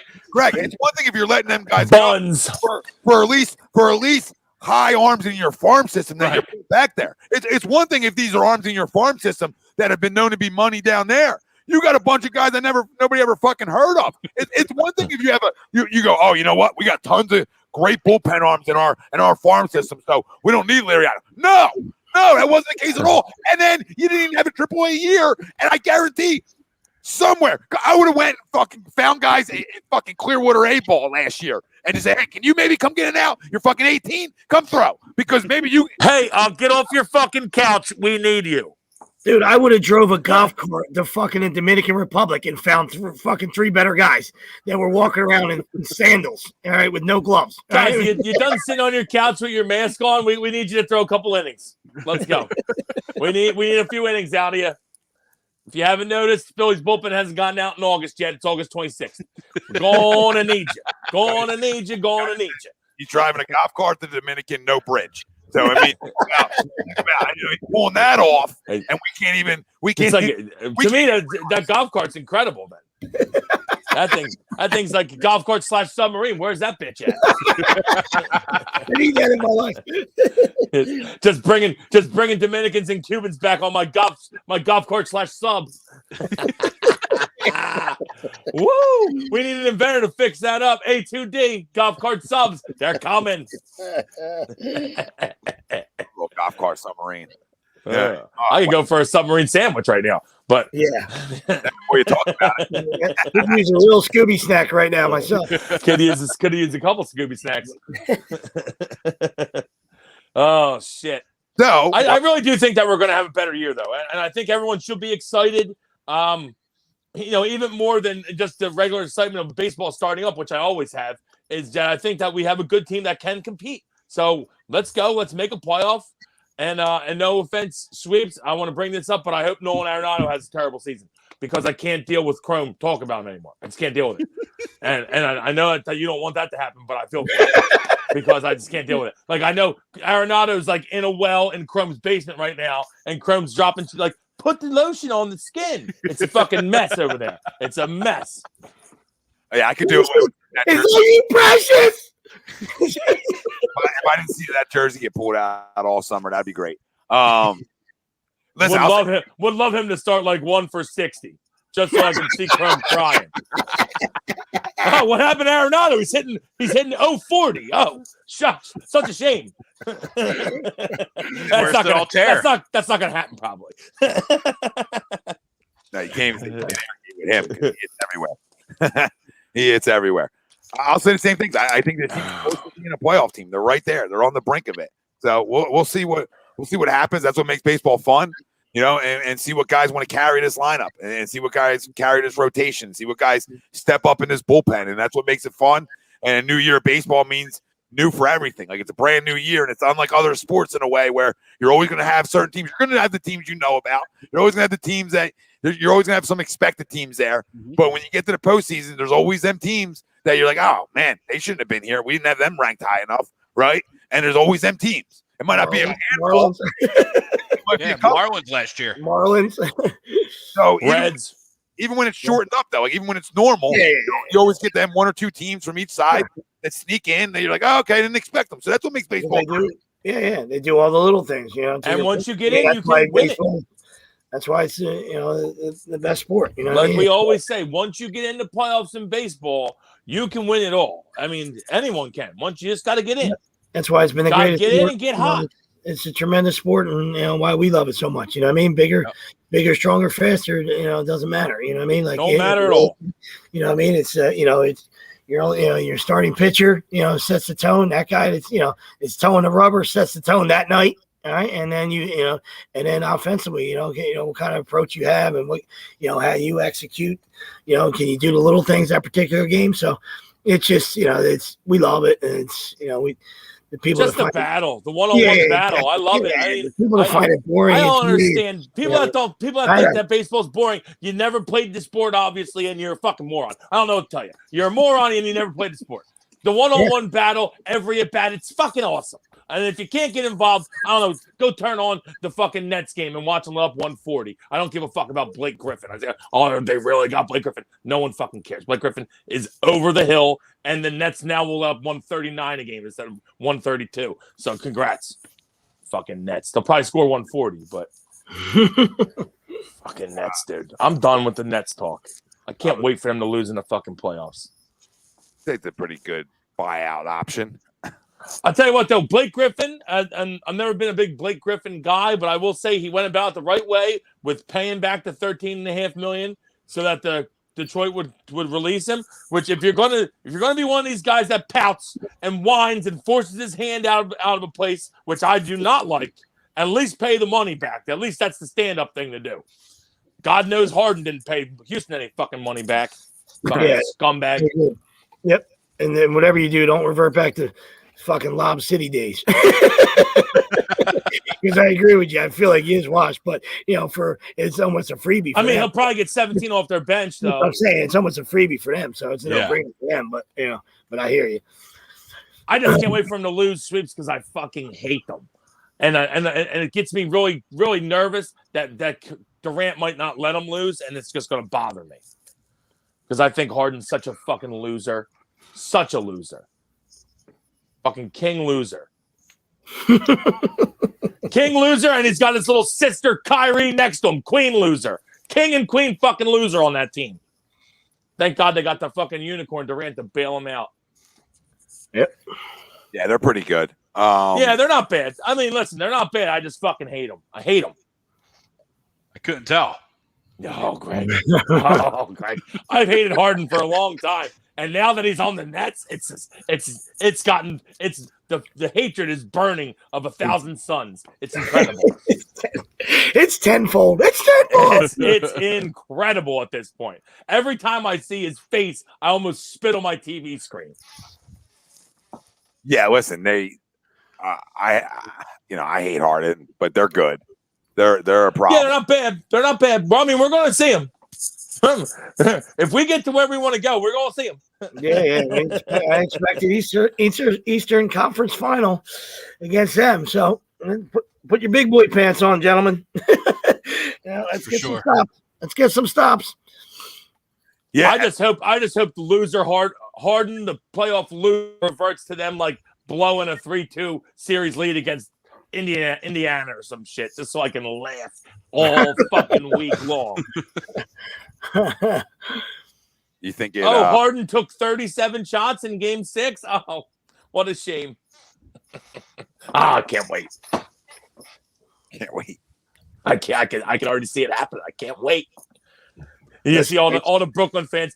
fucking Brad Ryer will be like, why did Durant only shoot 16 times? I just don't understand it. It's because you got that black abyss, that black hole on the court named James fucking Harden. Piece of shit. All right, I'm done. Yeah, no, I mean, but listen, I know. Well, no, I have that same rage with the Ravens. I wait for that day. It makes my fucking year in January when the Ravens lose. It's just like I hear birds chirping. It's like, oh, everything tastes better. Oh, is that Sanka? Oh, honey, are you making Sanka? Oh, that smells Sanka. He threw Sanka out there. You know he's an old Italian when he's throwing Sanka. Oh, that smells good. That's awesome. Do you think it forces the Sixers' hand at all on anything? I mean, I think the Sixers are going to make a couple bench moves for sure. I think they were going to even before the Blake Griffin thing. But yeah, Tommy, I fully expect them to make at least one bench move. Yeah, probably two. Yep. Yeah, I don't. There's been some chirping about Zach LaVine. I don't know how much I believe that. I'm sorry to cut you off, Greg, but there's been a little chirping about Zach LaVine. Yeah, I don't like it. Yeah, I agree. I don't know if this necessarily forces the hand because I was already expecting something to happen. It may force the hand, and they might, do it sooner than later in that sense, right? They may not wait. They might not wait as long or as close to the deadline because I concur. I have heard the same type of rumors, either LaVine or the PJ Tucker type of stuff. So listen, you just fucking hit it on the head for me. I want. Give me some toughness. Give me some PJ Tucker. And if we're going to match up against a unicorn, nobody can shut the unicorn down, right? But there's a guy that can make him a little bit uncomfortable. Probably will talk a lot of junk to him, and maybe makes him a little bit uncomfortable. I don't know. You know what I mean? I just love me some PJ Tucker. I'm a big fan as well. Sweeps. My only issue with Tucker is Tommy doesn't like him. But I'm a big fan. It's just not the same. He's not the same of what he's been. Last week I brought him up and you fucking shot me down. He's old, he stinks. Sweeps brings him up. It's not what you said. That's what I said. Go listen to the fucking tape. I said he's been banged up. I said I love PJ Tucker last year. He's been banged up this year. So I don't know. You said he's not the same player, which I mean, I said I'll take him in a buyout. Hasn't been. Go listen to the tape. I said I'll take him in a buyout. I'm not trading for him. Listen to the tape. Listen to the tape, Wills. So you're gonna tell me what I said and didn't say. I remember everything I said. And I say, no, there's no chance you remember everything you said. Well, I remember no fucking chance. No chance. I remember I mean, at this point, I'll take anything to upgrade it, in the right fashion, right? Yeah, bring me some toughness, bring me some scoring off the bench, bring me some veteran off the bench. I don't really care how you get it. I'll take any of that. But I was, to be in the same boat as you, Tom. I agree. I wasn't looking at, get rid of any of our young pups or anything like that. You know what I mean? Like, it's just something like, whether it was, whether he got released or whatever, or if it was something, a stupid second round draft pick or a third, I don't care. It's something like that. Yeah, it wasn't going to trade one of our young. To me, I'll trade any picks to anyone. I don't care because we expect to be good now moving forward. So all of our picks should be late 20s anyway. So I don't give a fuck. Trade everyone. You can have 21, 22, 23 first round picks. You can have all of them. I don't care. And I'm not so sure. I'll take Zach LaVine, but I've seen the trades floating around about trying to match up the salaries. So like Danny Green and Matisse and Maxey and then 2 first-round picks. I don't give a fuck about the first-round picks, but I'm not so sure I want to trade these guys. Like, their team is playing well. I don't care about Maxey because he's not really getting a lot of minutes. I like him in the future, but right now doesn't help. So I'll trade him. But I don't want to lose Matisse and Danny Green. And all of a sudden, Zach LaVine comes in. Now we got 2 guys on the court that can't play defense, and it changes the whole reflection of our team. I don't know if I want to do that. That's where I'm at with that whole thing. Tommy's head's going to explode. So serve it up to him. Let him answer that. He's got his thought bubble. Right now, there was a cartoon thought bubble, and he was like, fuck that noise. Fuck Zach LaVine. I know, Tommy, I'm with you. I don't know, like the trade they're talking about where Matisse and Danny Green are involved. I wouldn't do that. No, It's fucking with the chemistry of the team too much. And then you got to play Seth and Zach LaVine, who both don't play defense. So now our defense isn't as good. Well, everybody falls in love with the dunk. So, I mean, I don't know. I think there's ways you can get better without doing that. I believe it. I say the same thing about Kyle Lowry at 35. Like, no. If he was 32, yes, I'm all in. Chips are in, right? Chips are in at 32. Chips aren't in at 35. It's unrealistic for a rental. Now, I got to look at not for what you're going to have to give up. Absolutely. Now, what's Levine's deal? How much does he have left on his deal? Is he a rental? No, he's not, and he's makes good money.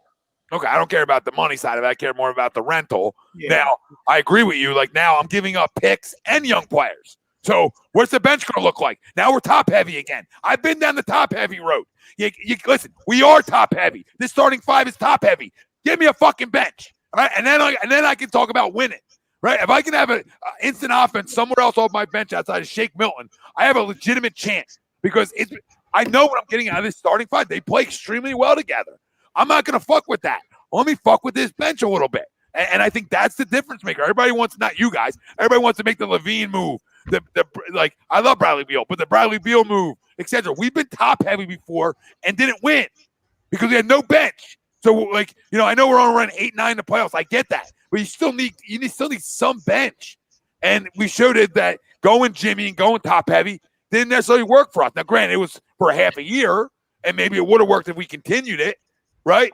But you see the Nets having to deal with it right now. Now they're winning games, but they had to go to the buyout market, and they got lucky for a guy like Blake Griffin who wanted to go there. Right? You know what I'm saying? Oh, yeah, it is. So let me ask you this. I know you don't like them, but which two which two bench guys would you be okay with? And let's say two picks, because we don't care about picks. We know that. You know what I mean? But so if you're talking about not disrupting the starting five, and just having a guy like Levine coming off the bench, yum, sign me up. You know what I mean? That's me. You know what I mean? Like, I agree. I didn't want to trade him early in the year. I'm not like that kind of, going to scream from the rooftops like, oh, I love Zach LaVine. He's awesome. I know he's on garbage teams. You know what I mean? So he gets his stats. I get that. But the guy's a good scorer off the bench if you're not giving up, if you're not messing, disrupting the apple cart as a starter. You know what I mean? And it's, and it's not Maxey because we just, we know what kind of future, we like him in the future, you know what I mean? But it's like, what bench guy would it be, or it would just be more picks? You know what I mean? To me, Sweet, you got to match money. Yeah, even get that to happen, we would have to have a third team involved that would give them like a buyout, an expiring contract player that makes good money to try to match his money. That's the only way I'm on board. Like, the rumor. I'll do Maxey and 2 first-round picks, and get a third team involved that puts a guy in there that matches his contract, so we don't have to give up any other players. I would do that. But when we start talking Matisse and Danny Green and shit, I'm just not involved in doing that. Seth to the bench. I mean, I would start Levine, obviously, because if you're going out getting them, you're getting them. Yeah, and then you put Seth on the bench, and your bench should have more firepower. I agree. If you could do it that way, like I don't mind. I would like to try to somehow keep guys in the starting five because, and not just maybe in the starting five, just period. If I can and upgrade, I don't think I can do that with Levine and still be able to pull off Levine. But there's other guys out there. I mean, Zach LaVine's an upgrade over Danny Green. Oh no, nobody's saying that. Okay. Yeah, but Danny Green would probably still start because Danny Green's but I'm saying to make the money work. To make the money work, Danny Green's got to go because they're not taking a bunch of slop. Well, that's why that's why if you can, I would like to see if we can keep it. I understand what you're saying, Greg, because that's a lot of the trades do have Danny Green involved. Yeah. But I would see if we could keep Danny and somehow get that third team, whoever it is out there, to put a guy in that's like an expiring contract that matches the money. You know what I mean? Right, but even with that, we still have to give up stuff too. You know what I mean? Like, that third team's not going to take our slop just because. No, I would hope we could throw a first round pick at him. Right. Where I draw the line is I'm not giving up both Maxey and Matisse. Right. If you want to take one and move one, I can live with that regardless of who it is. I'm not giving up both because then that means I'm out 2 actual first round picks plus the picks. Right. In the salary cap age, you need how those much are guys. they doing for you right now, though? I don't disagree. I know what you're saying. Right? I don't disagree. But if we're trying to win right now, I mean, I'd rather keep. I'd rather probably keep Matisse for his defense, and we might need him in the playoffs. To me, I'll trade Maxey right now. I don't care. I know he looks like he's got a decently bright future, but I'm not sure when he ever plays here a lot of minutes. So I'll trade him right now. Yeah, I'm just not including both of them in the same deal. Is what? No, I my understand. point, I right? understand. And I get you, Greg. I mean, if they forced my hand and I had to, I guess I might agree, but I would rather keep Matisse. I agree. I agree there. Yeah, exactly. As long as you don't have to, quote unquote, sell the farm. You know what I mean? Like, it's that window is closed. We've talked about this, a month ago when we first posed that question. You know what I mean? Like the window. The window is closing. It's not going to be open forever. You know what I mean? Like when you're talking about, now Joe's, separating himself as the best center in the game and, top MVP candidate. You know what I mean? Where this is go time. You know what I mean? You don't know if AD is going to come back. You know what I mean? So I want to look. I say that in the sense where this is a winnable year. You know what I mean? Like I understand there's other good teams. I'm not discrediting anything that anybody does. You know what I mean? LeBron in playoff time, very scary. You know what I mean? But, if AD it doesn't come back, no thanks. Lakers do nothing. Yeah, I don't think the Lakers make it out of the West then. Yeah, that does nothing for me. You know what I mean? The Jazz are cute. They're playing well. They're a good basketball team, right? Found a way the other night. Whether it's belly aching, stop crying, Donovan Mitchell. Jazz got to show me some toughness in the playoffs before I believe in them. So we took care of them. You know what I mean? So, we know the East has got some toughness into it. So, I mean, there's no cakewalk, but from years past where we were saying, hey, let's hope that we can get to make a little bit of a playoff run. And we understand that the West is absolutely loaded and it was the Warriors with Durant and nobody had a chance. You know what I mean? So now to me, it's, it's this window it's wide open. You know what I mean? So, this is the kind of year where you take that shot, you know what I mean? But I know you don't want to disrupt the locker room, and I'm not saying he's the answer. I would ask Tom, or anybody, if you're in a perfect world, what piece is it? You know what I mean? If you can make it work, what would it be? Is there a guy in mind that any three of you guys have? You know what I mean? I'm not saying, pluck a superstar. I'm saying, reasonably. In a perfect world, Klay Thompson. Reasonably. In my dream scenario, Klay Thompson, and we don't trade anyone, that would be spectacular. But Klay Thompson with a healthy Achilles, and we don't trade anyone, that'd be amazing. But I mean, I don't see that happening. Yeah, I got a couple of them. I mean, I like the guys I don't have to give up a ton for, like George Hill, Wayne Ellington. Like, there's guys who can score in this league that are vets that, just bring you some veteran toughness and scoring off your bench, that make you that much better off your bench. Like the names like that I think you can get away with, even like PJ Tucker, like names like these guys that I think you can add two of these guys at least makes you better than going to get one guy who can score 25. Is Bertans available from Washington? I don't know, but there's a lot of guys. There's some talk about Bertans. Bertans doesn't really play a lot of defense, but he's a big guy. He can at least get in people's way on defense. And he's a shooter. He's a guy who can call up your bench and drop 20. Like, I don't think the Lakers are looking to move Lou Williams, obviously, but where can you go out there and try to find? You have your 6-man and Shake. So where can you go out and find that other consistent scoring from bench wise? Like, what vets are going to get bought out that can score, or that you can give up something for, like a George Hill, right? I mean, George Hill can come in and he can run an offense and Shake where Doc wants to play him at the 2 for some reason anyway. So there you go. All right. And then you have that option. Can I get a guy like Wayne Ellington who's making like $1.5 million or something? I know he's 90, but he can still score. He's a vet. He can shoot a couple three. What did he do? It adds on that you're going to feel a lot more comfortable and confident going to the playoffs. Now, these aren't going to be star-driven names, right? But I think if you can get two names in these kind of comparisons, I think it puts us right where we want to be, right, in that conversation, because we know where our scoring's coming from our starting 5, right? And we know Shake's probably going to give us double digits. So outside of that, not Danny Green. Outside of that, but so three of our guys are get their numbers. So then, where else out of Shake are we going to get scoring from our bench? And that's what I would mess with.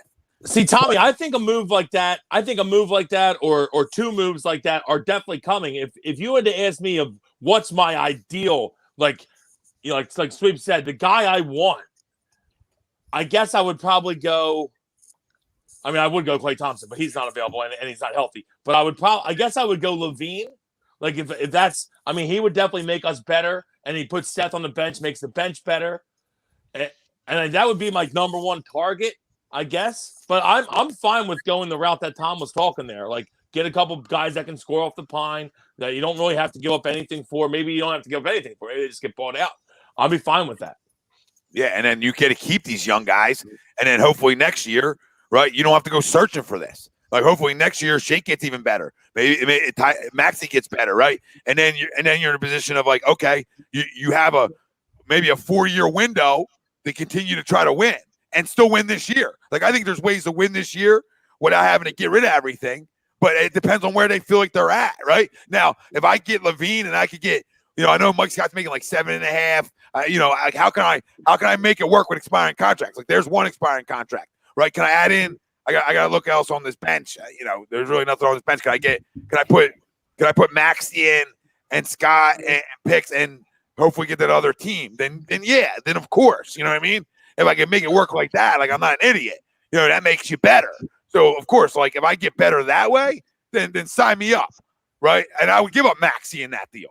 Like, I'm not an idiot. I'll give Maxey in a first, and you have 2 years control. So you this year and one more year of Levine on his current deal at like just under 20. Now we understand that. I understand how the circus was a couple years ago, but I feel like it's died down a little bit.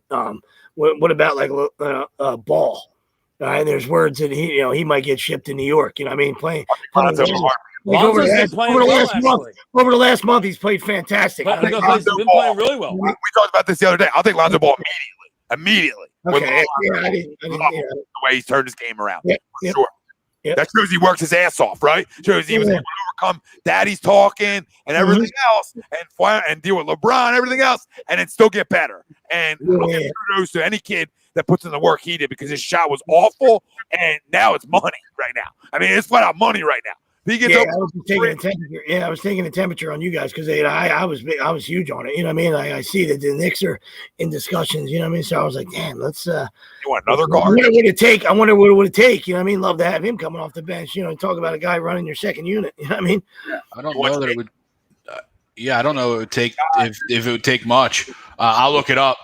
Tommy, another name that we brought up on last week or whatever, like Terrence Ross, right, from the Magic. I love Terrence Ross. You want turbulence talk up in here? You want turbulence talk? I will literally blow a grown man for Terrence Ross. And I'm not ground Terrence Ross. That's how important his scoring means to my bench. That's what I'm trying to do for the people. All right?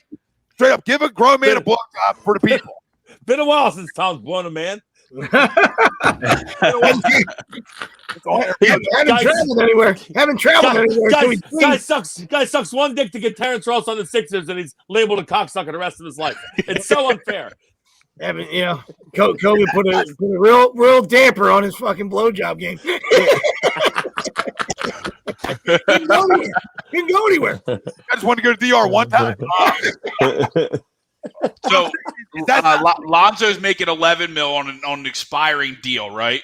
So you wouldn't necessarily have to include. You don't have to give up shit. You could give up like a Mike Scott and Tony Ferguson. That gets it done. Now, does you know what I mean? Or Mike Scott and Matisse Thybulle definitely get it done because of the control with Thybulle and the former first-round pick probably would have picked. But he's only making $11 million on an expiring deal, so it wouldn't take much to get Lonzo. No, I'll take Lonzo in a heartbeat. I'm not trying to crown the Terrence Ross thing. I want to make clear. I just think when you can add 15 to 20 a night off your bench, on this bench, with Shake, because Shake walks in the double digits even if he has bad nights. So now you're talking about, you have the opportunity to be like, there's 30 between two guys. We talk about like the rotation for the Phillies, right? Same thing. Like, I want to pencil it in. I want to write down that somebody else on this bench is scoring, like nightly. And Terrence Ross, if you go look at it, every night, he can't play like a defense, but every night he's getting his numbers for the most part. I love Terrence Ross, and maybe it comes with him, but Terrence Ross don't miss shots against us, so maybe that's part of maybe he just likes shooting here. So bring him in. Well, you know how that's going to work, right? He's going to come here and he's going to miss everything. Like Danny Green, right? Danny Green comes here, he can't make a basket.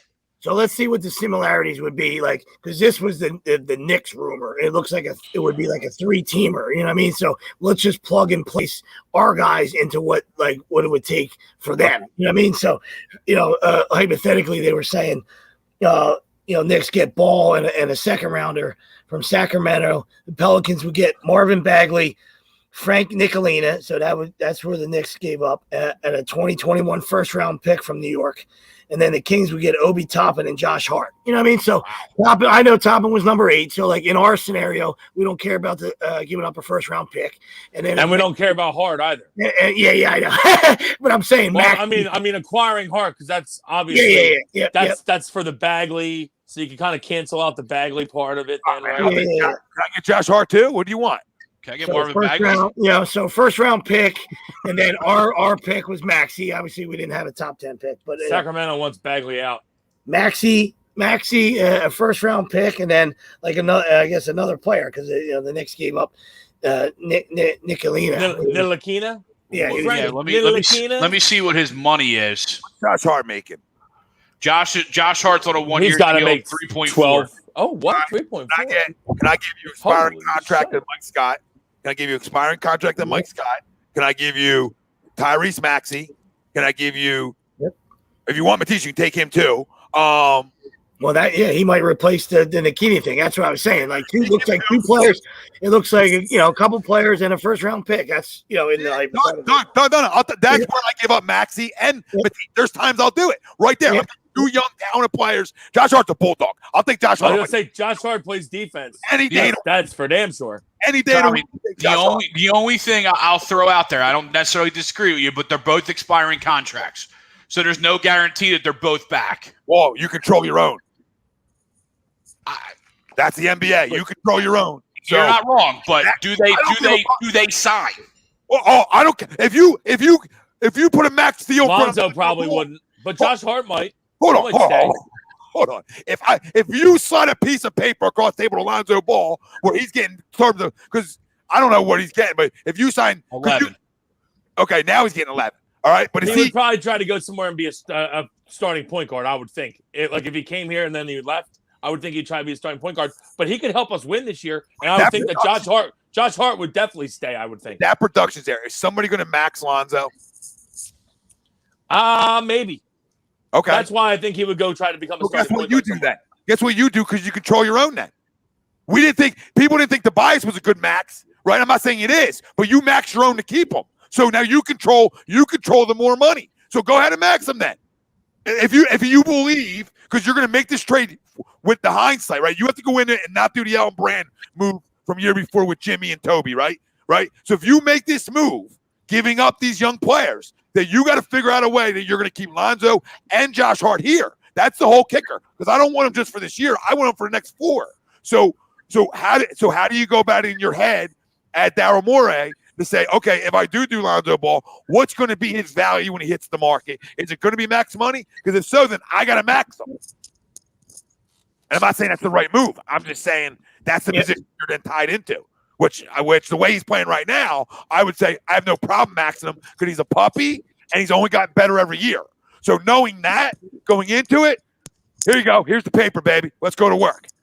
That's how I look at it with Lonzo, because he's gotten better every single year. And now Josh Hart, like, I don't know how the money works for mid-level guys like that. Can you pay that guy more? Can you even afford to keep him? Because he's only 26. How's that work? Like, how's it work keeping Josh Hart in terms of money? Like, because he's already with you, can you sign him, Greg? Yeah, I don't know how you can max. I don't think you can max anybody else. I think we're at our limit. I don't know that we can necessarily max somebody else. I think you had up to 4 maxes. I think it might be 3. Honestly, it was 3. Okay. It could be. It could be 4. Could be 4. I'm not sure. I think. I question how the Lakers were able to afford everybody. So what the hell do I know? I don't know either. Like, how about the Nets? I mean, these guys got to have pretty big contracts still, right? These other guys. Well, you figure 3 of them obviously have max deals. Yeah, but Joe a max. Joe's not a max, though. Yeah, Joe Harris. No. Embiid right now. Oh, Embiid's a max deal. I thought. Yeah. No, that other deal he signed wasn't. Like, where's he at? Are you sure? I don't know. I could be wrong. I could be messing up his deals. Where's his last deal? I think him and Ben are Joel's both maxed 29.5 for the next 3 years. Yeah, okay. I think they're both. I think him and Ben are both maxed. And you got Toby at 34, Ben at 30.5, and Joel at 29.5. I forgot Joe signed the second deal. He signed a second.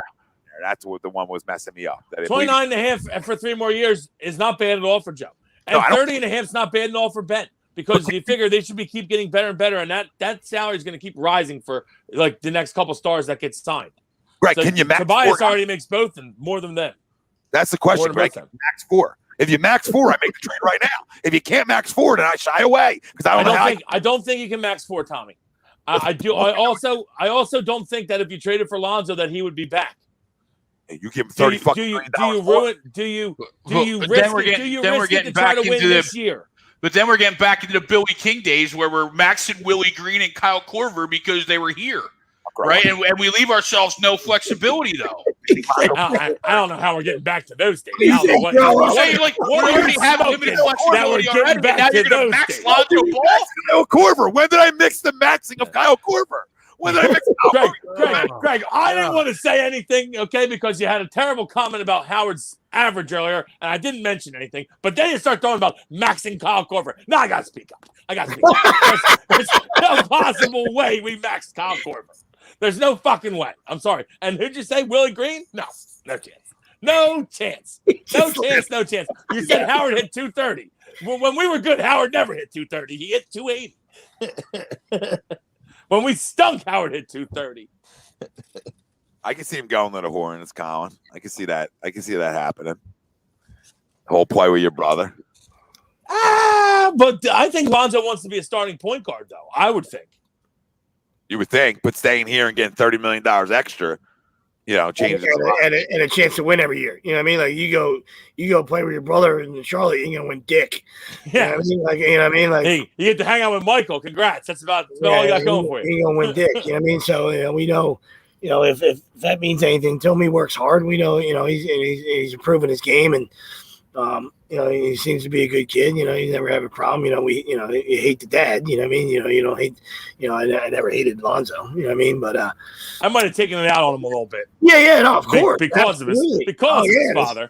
Sins of the father always. I mean, we're kind of. I guess what he's kind of been through it now too. He's grown up. Yeah, obviously switched multiple teams already, and like Tom said, if you watch any of the Pelicans games, which don't know how you can miss them because the fucking NBA loves Zion, so they're on the TV all the fucking time. Yeah. I mean, he's been playing good ball, and he doesn't play that many minutes really. I mean, they kind of split the minutes up between a few of them over there, but he's been playing good ball. What's up, John? And I agree with you, buddy. And like I said, a lot of people, want to be starters and stuff. So I mean, that's a conversation. You want to be part of a winner and a chance to win the next 5 years. You want to go get your numbers somewhere? Yeah. Yeah, exactly. Yep. You know what I mean? That's a conversation that has to be made. Like, you know what I mean? Like, hey, Doc can tell him, hey, listen, you know what I mean? Like, you might not be starting, but you're going to finish. We want you in there finishing games. You know what I mean? And like, that doesn't mean that Ben's not going to be in there. That just means once again we're more of a mismatch nightmare. You know what I mean? Like, there's ways to make things work. You don't have to, necessarily take the ball out of Ben's hands. You know what I mean? Obviously, we're speaking hypothetically here. You know what I mean? Because it's not. It hasn't happened, but we would love for it to happen, but I don't think more options. Any chance you get anytime you have more options, it's just great. You know what I mean? Playmakers, David, I don't think moving forward though, you have to bring them off your bench. Like I think if you max them, you run them two together. He's shown that you can shoot enough to be able to run side by side. He's a plus defender. Now you got those two guys. He's a good defender. I don't know that he's as good as Hart defensively, but he's a good defender. Those two guys on the court, closing games out, and then like you said, if you throw Hart in there, holy shit! Wow! All of a sudden, we just is Hart available? Like, can we just get Hart and not Lonzo? Probably. Because I love some Josh Hart. He is available. He is available. Yeah, I was just looking at the scenario. That's all. That's and he only makes 3.5. Greg, is that what you said? Yeah, 3.4. Oh, would love Josh Hart. Fucking give him Tony Ferguson. Fucking love Josh Hart. Give him an expiring contract and a pick. You probably give a second rounder for Josh. Hey, he's walking anyway. I mean, and I don't care. I'll trade a first round pick for him. Like I said, I don't care about our first round picks. like we said, 15 minutes ago, we all agreed. You know what I mean? Like this year's wide open. So I mean, if Alonso did walk, I mean, listen, that makes us that's much better this year. We're trying to match moves in our own conference, and then we're trying to be able to compete with the West, which we already have done that, and we've shown that with our current roster. But now it's time to to upgrade and get ready for this push. You know what I mean? It's second half time. Let's go. It's go time. Nice to hear that, John. That's awesome. Guys, A2D hoodie said. Yes, sir. Yeah, I like Wayne Ellington. That's not like another crown name. It's just a good vet. He can score. I don't know how consistent he's going to be night in, night out at this point. But I mean, he can hit some threes though. He always has I think he's shooting 42% from three this year, or something like that. They said. So Wayne's having a good shooting year. Granted, he's doing it in Minnesota where no one gives a fuck. So yeah, and he was always sometimes a little. I mean, like I know we're talking about scoring and stuff like that, so I get it, but he's always been a turnstile, so he ain't going to give you anything on that end. Wayne Ellington is. I mean, he's off the bench in Minnesota. He tells you everything you need to know about Wayne Ellington. Yeah, I would He's go. a Philly guy, though. I would go after Josh. I mean, I would go after Josh Hart. I mean, I love Josh Hart. That's an easy one. Josh Hart's a Nova guy, right? Yep. Yeah. I like Josh Hart's game. I know Josh Hart. He can't really shoot it, but he's kind of a bulldog. Yeah, he has that old man game. Like I swear, I thought he would have been like 37. He's only 26. It's beautiful. Yeah, I was gonna say I don't think he's that old. He was on Nova not that long ago, right? Yeah. I don't know. Yeah, I can't keep count, dude. The years just keep flying by. Yeah, 26. He's 26. Yep. Yeah, he ain't that old at all. Nope. I'd love Josh Hart. That's a good name. Yeah, get it done, Daryl. Get something done, Daryl. Let's go, buddy. Yeah, listen. That's an easy name, because it's a name they're going to want out. You get Josh Hart, PJ Tucker me, and I'm ecstatic. Bang! You can just Josh Hart, PJ Tucker me, and I'm like, let's go to work. We got some. Then we get some muscle, some more defense off the bench, and guys that are veterans that have played well. I love that. I would love that. You can just bang. You can just bang them right there. And I'm ready to go. Let's go. Well, that's what I was trying to say to you earlier. That's why I've steered away from like the bigger names as the seasons continue to go on and we continue to like win games. Right? I've steered away from that and tried to like look at it. Okay, like I know you guys work like when they're playing a lot of times. You know what I mean? Where like I'm trying to like watch like okay, who else is going to? I've been trying to listen to them at work. What's the weak link of this team? And it continues to go back to the bench.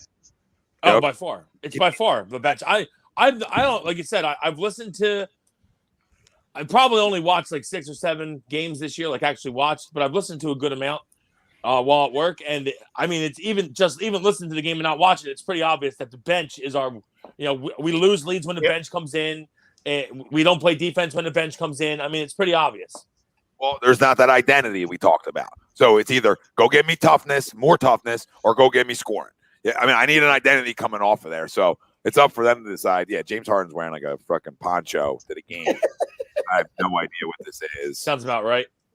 Hey, on the plus side, I know everyone was bummed out this morning that Joe and Ben were close contact. On the plus side, neither of our guys can get hurt in the All-Star game tonight because the NBA All-Star game is fucking useless. No, they could just possibly miss 14 days. I think it's 10, right? They said 10. 10 to 14. It's in that range. Probably 10. But yeah, still, they said 10. But 10, I mean, 3 games. People say, I don't care about 3 games. No.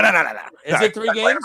It ties right in my crumb of the week. Okay, that's right in my. Is it 3 games though? Yeah, it would be if they miss 10. It would be 3 games. But we don't test positive though, right? First game is until Thursday. That, right? Should never came to this. Okay, the fucking Super Bowl. They got a guy cutting hair there. Okay, this is $1 billion fucking company. This is a mom and pop shop. All right, everybody gets a haircut there. You want a haircut? All right, this is a protocol going in. They're coming to fucking Atlanta. I don't want to play in the game. I can do without both of them playing in the game. Don't get me wrong. I agree on that side of it. I completely agree. Where people try to tell me it's okay. Oh, they're only going to miss 10 days time. What? Are you guys fucking okay? I'm trying to win the East. Every game matters. I don't want to go into a slide. I don't want to go on a slip and slide right now. I'm okay with them. I'm okay with them having a little break halfway through the season. To be honest with you. Fuck out of here. I hope they don't have COVID. Not that I think it would even really affect them, but it could maybe put them out a little longer. So I hope they don't have it. But if they just happen to miss a game or two here because they're in Or 3. protocol. Well, it might not be 3, Tom. They have to test positive for it to be that, and I don't think they're going to test positive. But I don't know. But if they don't test, and they miss a game or two out the break, I'm not up in arms about it. That's all I'm saying. I'm not happy with it. I'm not up in arms about it. It's not up in arms about them. It's up in arms about the league. This is common sense 101 though. Like they're not on All-Star break. They're coming to they're flying. They're going to Atlanta. Like common fucking sense somewhere in big business. This is easy. You got whatever they luckily weren't around any of the players. The whole game would have got shut down. I'm just saying, like, do it right. Like the NFL, all the guys get haircuts at the event. So you want to get trimmed up and look good for Sunday night? Get it cut Saturday there. To me, it's stupid that we even have a conversation about a fucking haircut. Like if they would have came into it with something else, I get it. But the NBA should be supplying haircuts. That's 101. That's easy. What the fuck? Supplying haircuts. These guys got their own barber. They got their own barber for their fresh fade. This guy no one does a line like this guy. Are you kidding me? I'll take COVID for his line. Are you serious? And especially, I mean, they probably are. They've probably been to him all year. So it's Nobody not like it cuts was a fade like this random guy giving a haircut. Who said it's a random guy? Well, that's what I'm saying. Like, it's not like they just went to this guy for the first time before the All-Star break. I'm not saying they went to him for the first time. I'm saying, can the NBA wake up? All right? Maybe they tell you, maybe Ben and Joe tell you, listen, Tom, we're in first place in the East, and this is kind of our thing. We get our hair cut by this guy. We ain't changing fucking guys. What's wrong with you? Huh? You missed 3 games. That's what's wrong with fucking you. Okay? And they don't care, probably. Well, I care. I care. I gotta watch slop, you asshole. I gotta watch slop. I'm not trying to watch fucking slop. Who was our first 2 games out the break? Well, Chicago and Washington. Oh, they don't even need to play. We're on the road. We're good. We're good. Back to back on the road. We'll win both. Mark it down. No shot. You're an idiot. We win both. Mark it down. There's no shot. Back to back on the road. Down. No shot. We win both. Mark it down. You're an idiot. I can't believe it's coming out of your mouth. We win both. Mark it down. How will you not crush the NBA with me for just common sense? Everybody gets listen. I mean, I think you're crushing the NBA. It's probably them too. They were like, well, we're going to stop at our barber. I mean, I don't know why we're crushing the NBA over it. I was probably them. I would assume I'm assuming they didn't call. I don't think they called the fucking Oh, hey guys, we're gonna stop at the barber. You think that's cool? Oh no, you guys definitely gotta get a fresh cut. Okay, we will stop at the barber. You think that's happening 24 hours in advance? I'm talking about that. That's just in the deal. Yeah, when you guys get here, don't worry about cuts beforehand. We got you. All I'm trying to say is, not their guy. They don't trust him. Fuck about their guy. Okay, I don't care. They care. They care. Yeah, we can't be walking out there with a shitty fade. I'd rather be dead. You talk to me if we lose home court by a fucking game, and you come talk to me, it's because of this. And if it's because of this, I'm gonna be hot. And Adam Silver's got his fucking palms and prints all in it. And I'm not gonna crush my own guys because I got it's agenda based right now. So I'm not gonna crush my own guys. I'm gonna crush the thing. It's a league event. A league event. Probably Joe's fault. Probably. But it's I mean, listen, if they don't have it, it's fine. They probably won't even miss a game if they don't have it, right? If they test negative, they're fine. Yeah, exactly. They got to do They just can't play tonight, which I'm fine with. Don. And if you're watching the NBA All-Star game tonight, you shouldn't be. And if you're betting it, coming from a degenerate gambler, if you're betting it, kill yourself. Okay. Or bet the over because God knows there's no defense being played. Yeah, I'm a degenerate. I'm gambling on it, so I'll avoid killing myself. Don, I know this doesn't get me invited to the barbecue because because I cut my own hair. I'm a man. I'm almost 40. I right? cut my own hair. My own fucking hair. All right, and I don't have any hair. What do we got? We don't have hair. Tom, we need to go to a barber for. We ain't got no hair. Don, I'm on camera every day, Don. I'm on camera every day. Then you'll see me. I need the perfect fucking line. I mean, grow up, Peter Pan. I was looking for something to yell at today. You have a hat on every time we're on camera. No, but get the cut done. I took it off in the video today. All right. Oh. Get the fucking cut. I did like that. I did like the LeBron or me comment there at the end. Yeah. Fucking pick it at the game, you jerk off. All right. Pick it at the fucking game. Maybe. I don't know. Tom's had a receding for a long time, so no need for a barber. That's my crumb of the week. The leg. Oh, Bill Meadowbrook's laughing at you. Of course, he's a Celtics fan. Laugh away, Bill. You guys got to put your finger right at that. Yeah. I hope Tatum and Brown missed fucking 3 months because of COVID, and they're like Seth Curry. They can never get their legs back. So I'm going now. I got to hear this excuse too. So if they God forbid have it, and they come back and they're fucking sluggish, I got to hear this for fucking 2 months. I don't want to hear that fucking shit either. So I'm looking for excuses. They'll be fine. I'm looking for zero. I don't need this fucking excuse, Gates. Oh, I'm suffering from post-traumatic COVID. 2 All-Star Celtics. They look pretty good right now. I don't even watch them. Celtics. You know the Celtics are in a bad spot when Boston fans are saying that they should fire their coach and hire Brett Brown. There's issues in Boston. Could you imagine if they did that? If they did that, I'd have a parade. My own parade. Just right around my town. Boston fired Stevens, hired Brett Brown. Let's go. Samuel Adams would be rolling around in his grave. We're making floats. If they did that, Samuel Adams rolling around in his grave. Oh, no. Ted Williams' frozen head would explode. It would be melted. crazy. It melted. Oh, that's my crumb of the week. Fuck the lake.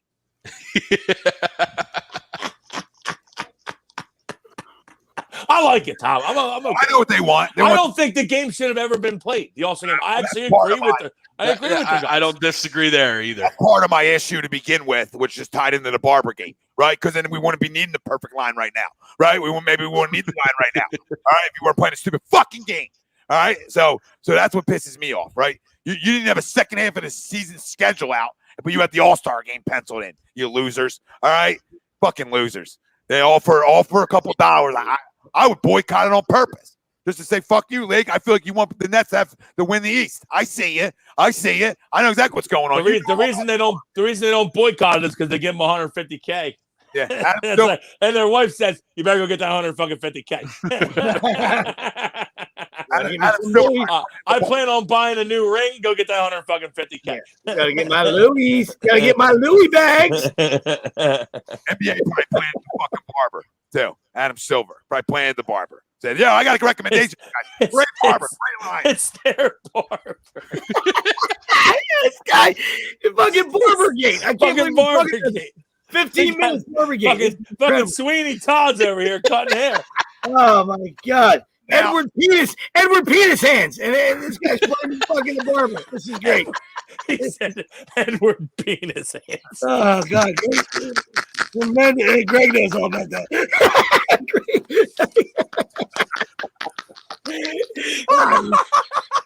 Big hump fan. It's an actual movie. Oh my God.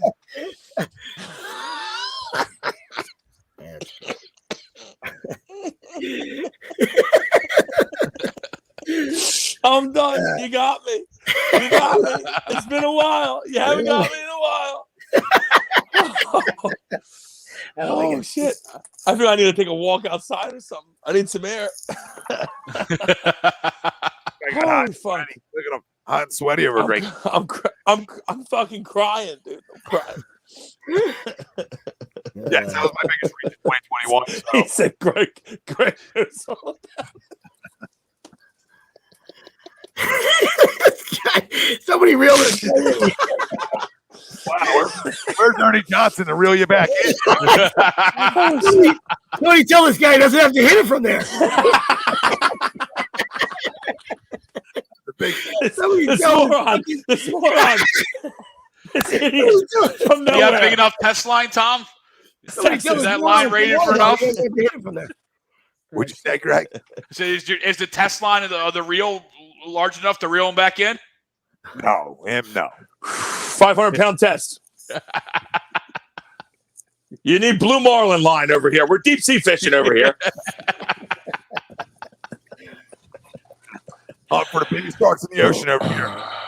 Oh God, good times. Oh, awesome. Yeah. So that was my definitely my biggest reach of 2021. Felt good. Yeah, had a lot of passion. I'll give you that. Double as your crumb. I guess the NBA doubles as your crumb. So double crumb. Barber gate. and the All-Star game even happening. There you go. Quiet everybody around. The fuck up. You had doctors run on the court last fucking April or March. I remember it. Like it was fucking yesterday. They ran on the court like somebody, you know what I mean? You mean, remember that? I mean, they couldn't sprint on the court quick enough. Now you're throwing All-Star games. Jerk-offs. Jerk-offs. All about we see you, Adam. He does look a lot like Lex Luthor. So Yeah. He is an alien. he's definitely hunting Superman. That's for sure. Hopefully, all weekend. He'll find a mic. Guy loves finding a mic too. Like somebody let him know. Like somebody in his circle be like, "Hey, you see yourself?" But the guy loves a mic. He'll find a couple this weekend. Don't you worry. Yeah, he should be. Yeah. He'll talk about how great his product is all week. Just so amazing. Yeah, So amazing. It's fucking awful. The games don't start till there's 9 minutes left. It's just incredible. I don't know how you haven't watched. We got 3 guys in a dunk contest you never heard terrible. of. Cassius Stanley, I think, wins it. That's his name, probably. Cassius Stanley? Michigan State product. Let's go. Is that his name? Yeah, name gate. Like I'm a name guy, so that sounds like That a might win. not be his name. I'm not sure, but I think it. Yeah, it is. Cassius Stanley. Okay. Yeah, I'm here, brother. I think it's Cassius. Close enough. Wow. There we go. Dad gate. Oh shit! The Michigan dude that went down's got a boot on. Uh-oh. Boot gate. Bootgate. Not the right time for Bootgate. And the Michigan's down 8 to Michigan State, and I don't need this as a Q's fan. Michigan State's on the bubble. We need a Michigan State loss. Yeah, so I just had that, this week there wasn't a lot of crumbs, wasn't a lot of necessarily bad things here in Philadelphia. The only other crumb I could give is Eagles fans. Yeah, Lenardi had his first 4 out. Well, fuck Lenardi. I know. You got people. Lenardi. Yeah, we play NC State 12 at noon on Wednesday. Yep, gotta have it. Gotta have it. Gotta have it. You got people. Gotta have it. You got people in this city thinking this Eagles team's a playoff team, and we're in fucking March, and we have free agency to draft, and he's got the 4 games. I love it. Can I crumb? Can I crumb next? That was my other crumb. I was just searching for any other crumbs. I want to throw a crumb out there. I'm done with first off draft projections and the fucking. I think the Eagles are going to have this record. I've been seeing this stuff on like the Real Talk group and just all over Facebook. That doesn't feel. Never saw. I'm sorry. I can't deal with people giving projections, win-loss projections on a team that we don't even know who the fuck is going to be on the team. They just won 4 games. Why are we doing win-loss projections? Shut the fuck up. Okay? Shut the fuck up. Let's see who's on our team first. All right? We'll do win-loss projections August 30th. All right? Let's calm the fuck down. Jesus Christ, people. I love my cool. I love football. I love football too, but get a clue sometimes, guys. Will's not a big, I've only seen us about 8-8. You have no idea what we're going to be. Nobody Shut the fuck up. more Kool-Aid than me and you, Wells. Oh, my God. I've been drinking Kool-Aid for years. Than me and you. But these dudes are spiking. If we win 9 games right now, I'd blow you. I don't see how we can win 9 games right now. Not even. Hey, I'm happy to have you. Didn't even have to get on a plane. Didn't even have to get on a plane. Whatever gets us in a dance. Well, if you tell me 9 gets us in for a blowy, I'll take it. I don't see any way. Obviously, we know we're still in cap hell. We know we're still going to lose more guys. And people are still like, oh, dude, I could see them going 9, maybe 10-6. Shut the fuck up. You don't know what you're talking about. Shut up.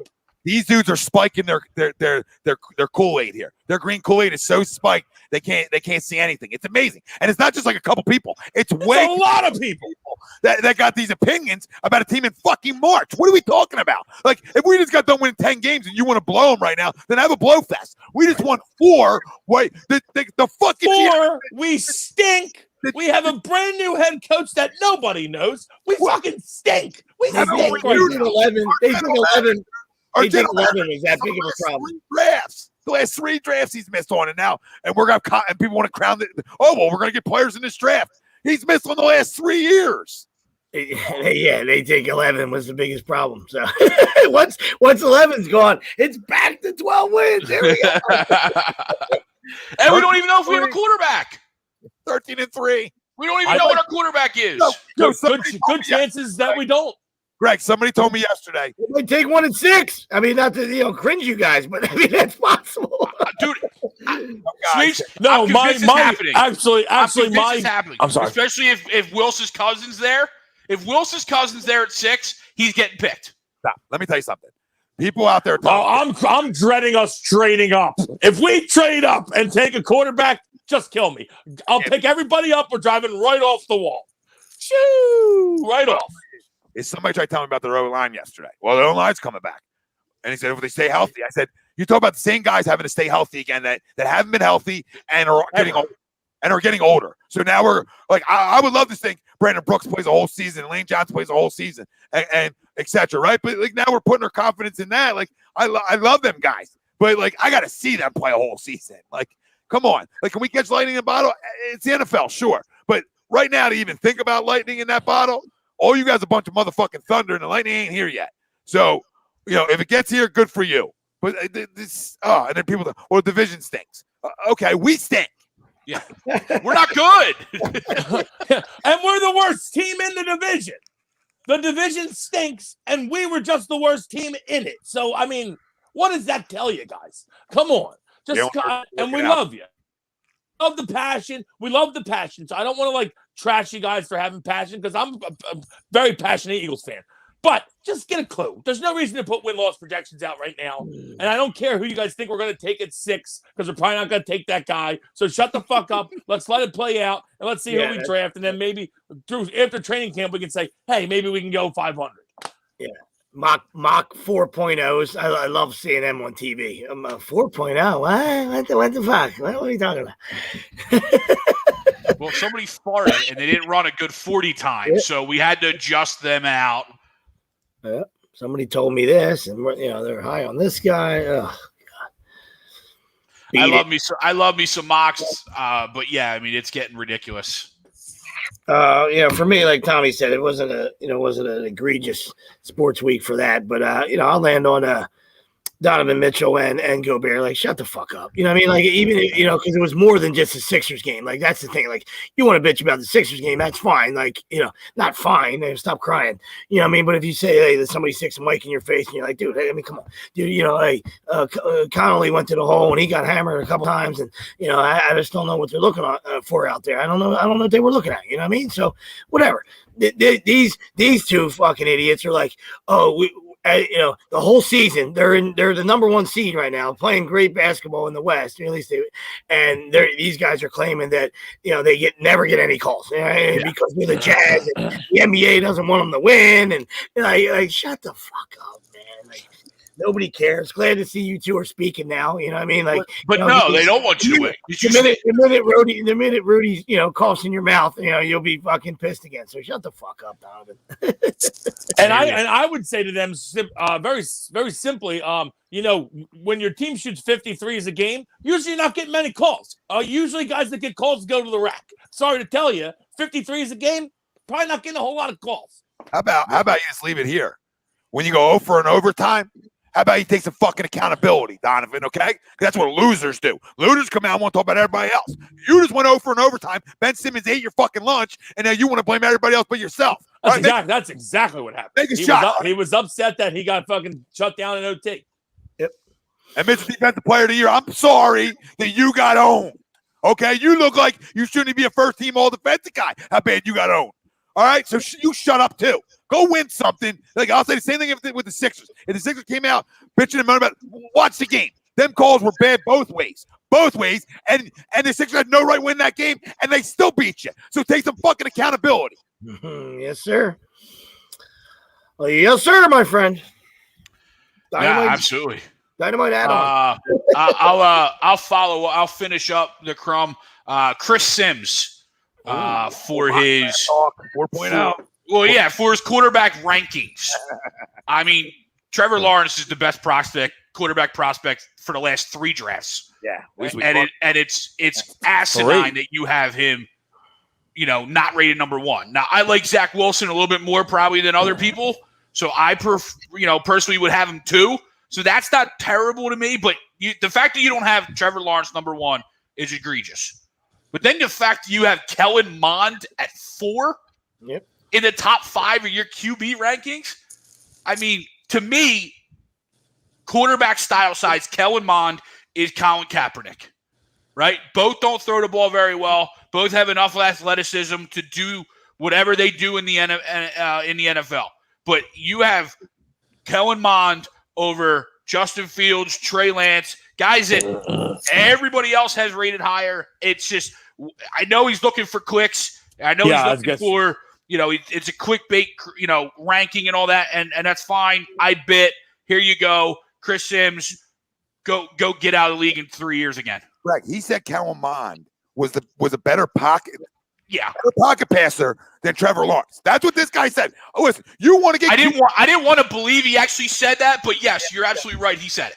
He said it. Listen, you want to get cute and be the smartest guy in the fucking room. Good for you. Good for you.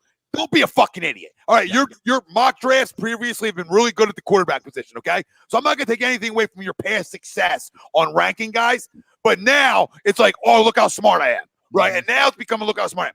Dude, you don't gotta win anything. If Lawrence ends up being a bust, you have number one. So does everybody fucking else. Okay, so put him on, get a clue, and understand where he's going too. Has a lot of young talent, right, and an offensive mind there. So put a couple factors into where Trevor Lawrence is going to be going to before you rank him too.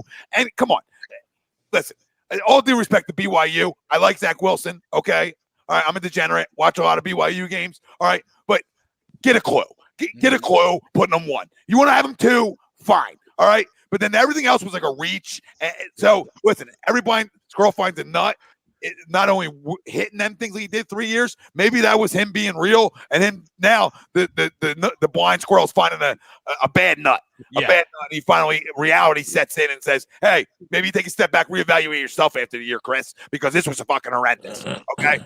He's hanging his hat. He's hanging his hat on the best running quarterback probably in the next 25 years. You know what I mean? Like, so he's hanging his hat on that. Like, and a college coach. You're talking about Urban Meyer. If a college coach can't if you can't fit into a college style offense, which is pretty much a pro style offense now, right? With Urban Meyer, then you know what I mean? Like it's a perfect situation for him in reality. I'm not crowning the Jaguars. I'm just saying like that situation is a good situation for him to go to, unlike the Jets. Like if he went to the Jets, that's a terrible situation to go to in my eyes right now. But to go to Jacksonville because they have young, skilled position wide receivers, right? They have some things that are already in place, and a college coach. Like I would assume if he's gonna have success, he's gonna have success there. Like early success, I'm saying, right? Like I'm not turning wins and losses, just like looking good like Harper did, right? Like, I don't know. He's like, I don't know.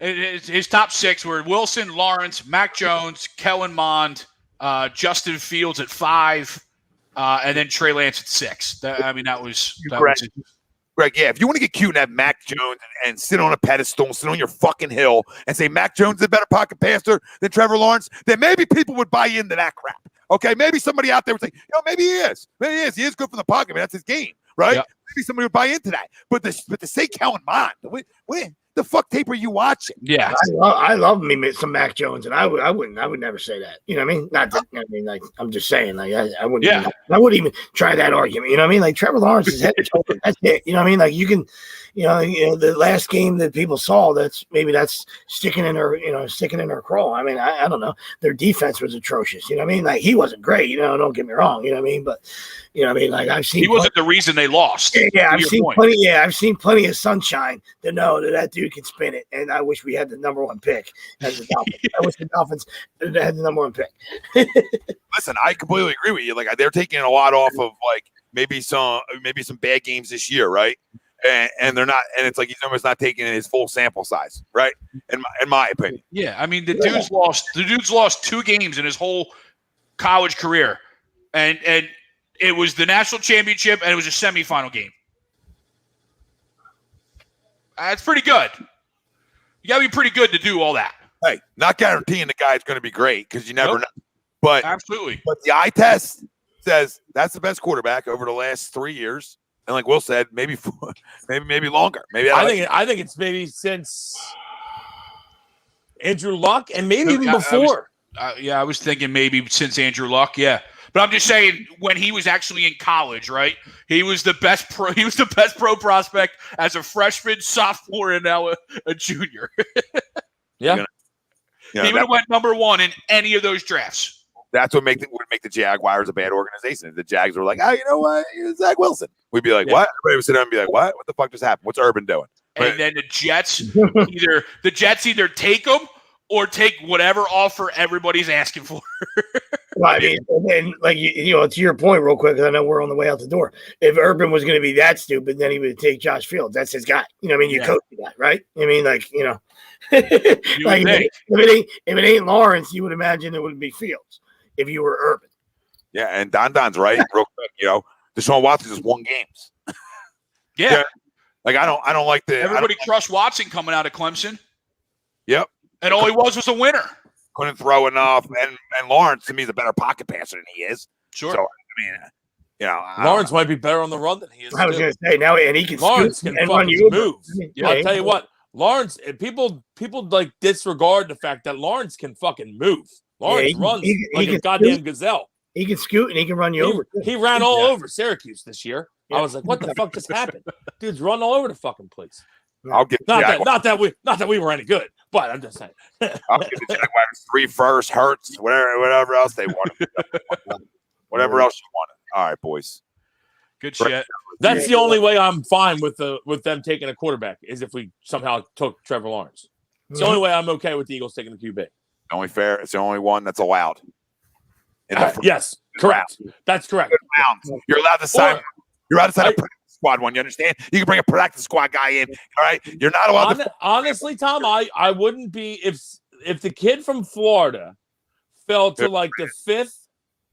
Trask. I like Trask a little bit. I do, but I think he's like a 5th round guy. Yeah, but sadly, we know the way quarterbacks go. He's going to be a 2nd round guy. You think he's going to go 2nd? Yes. I think maybe third at the lowest.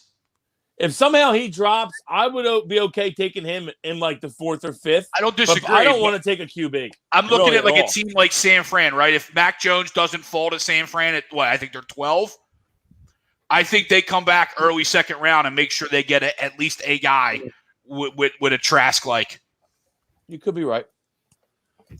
No, you could be right. I never know. I mean, obviously, you know that they value QBs higher than every other position. Yeah. Obviously, I think he's more of a 3rd rounder. I agree. I don't dislike him. I think he's more of a 3rd, 4th rounder too. But I do like him. You know, I think he can throw the ball a little bit. That's all. I think he showed some moxie. Moxie with a good coach. I think that maybe he could be a steal. That's all. And it's his coach that's here.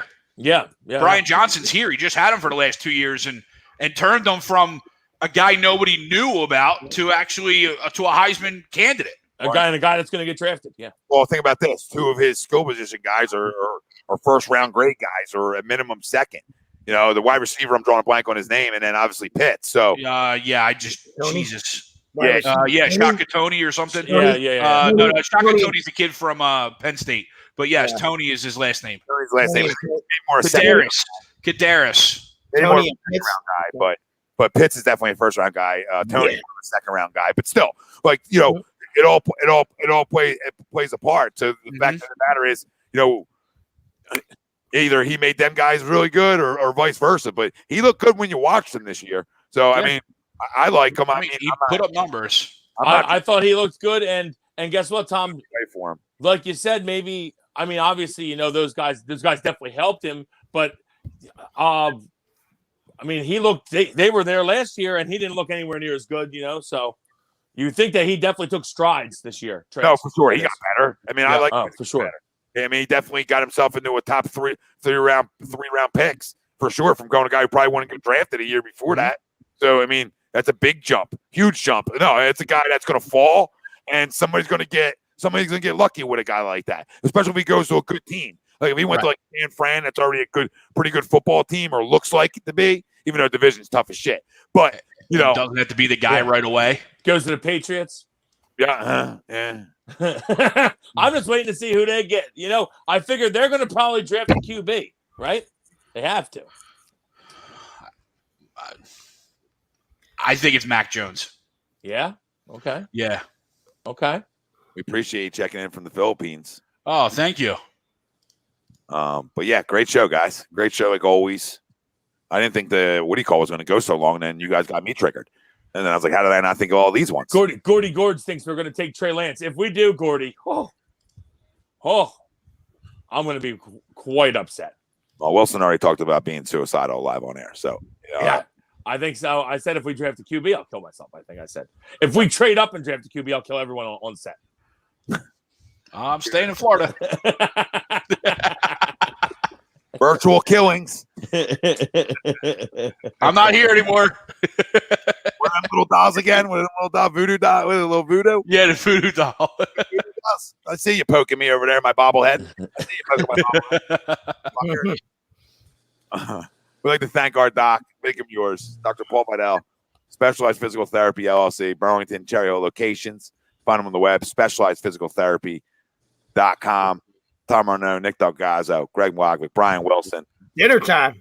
We love it. Dinner time. Turn your alerts on. Subscribe. We out.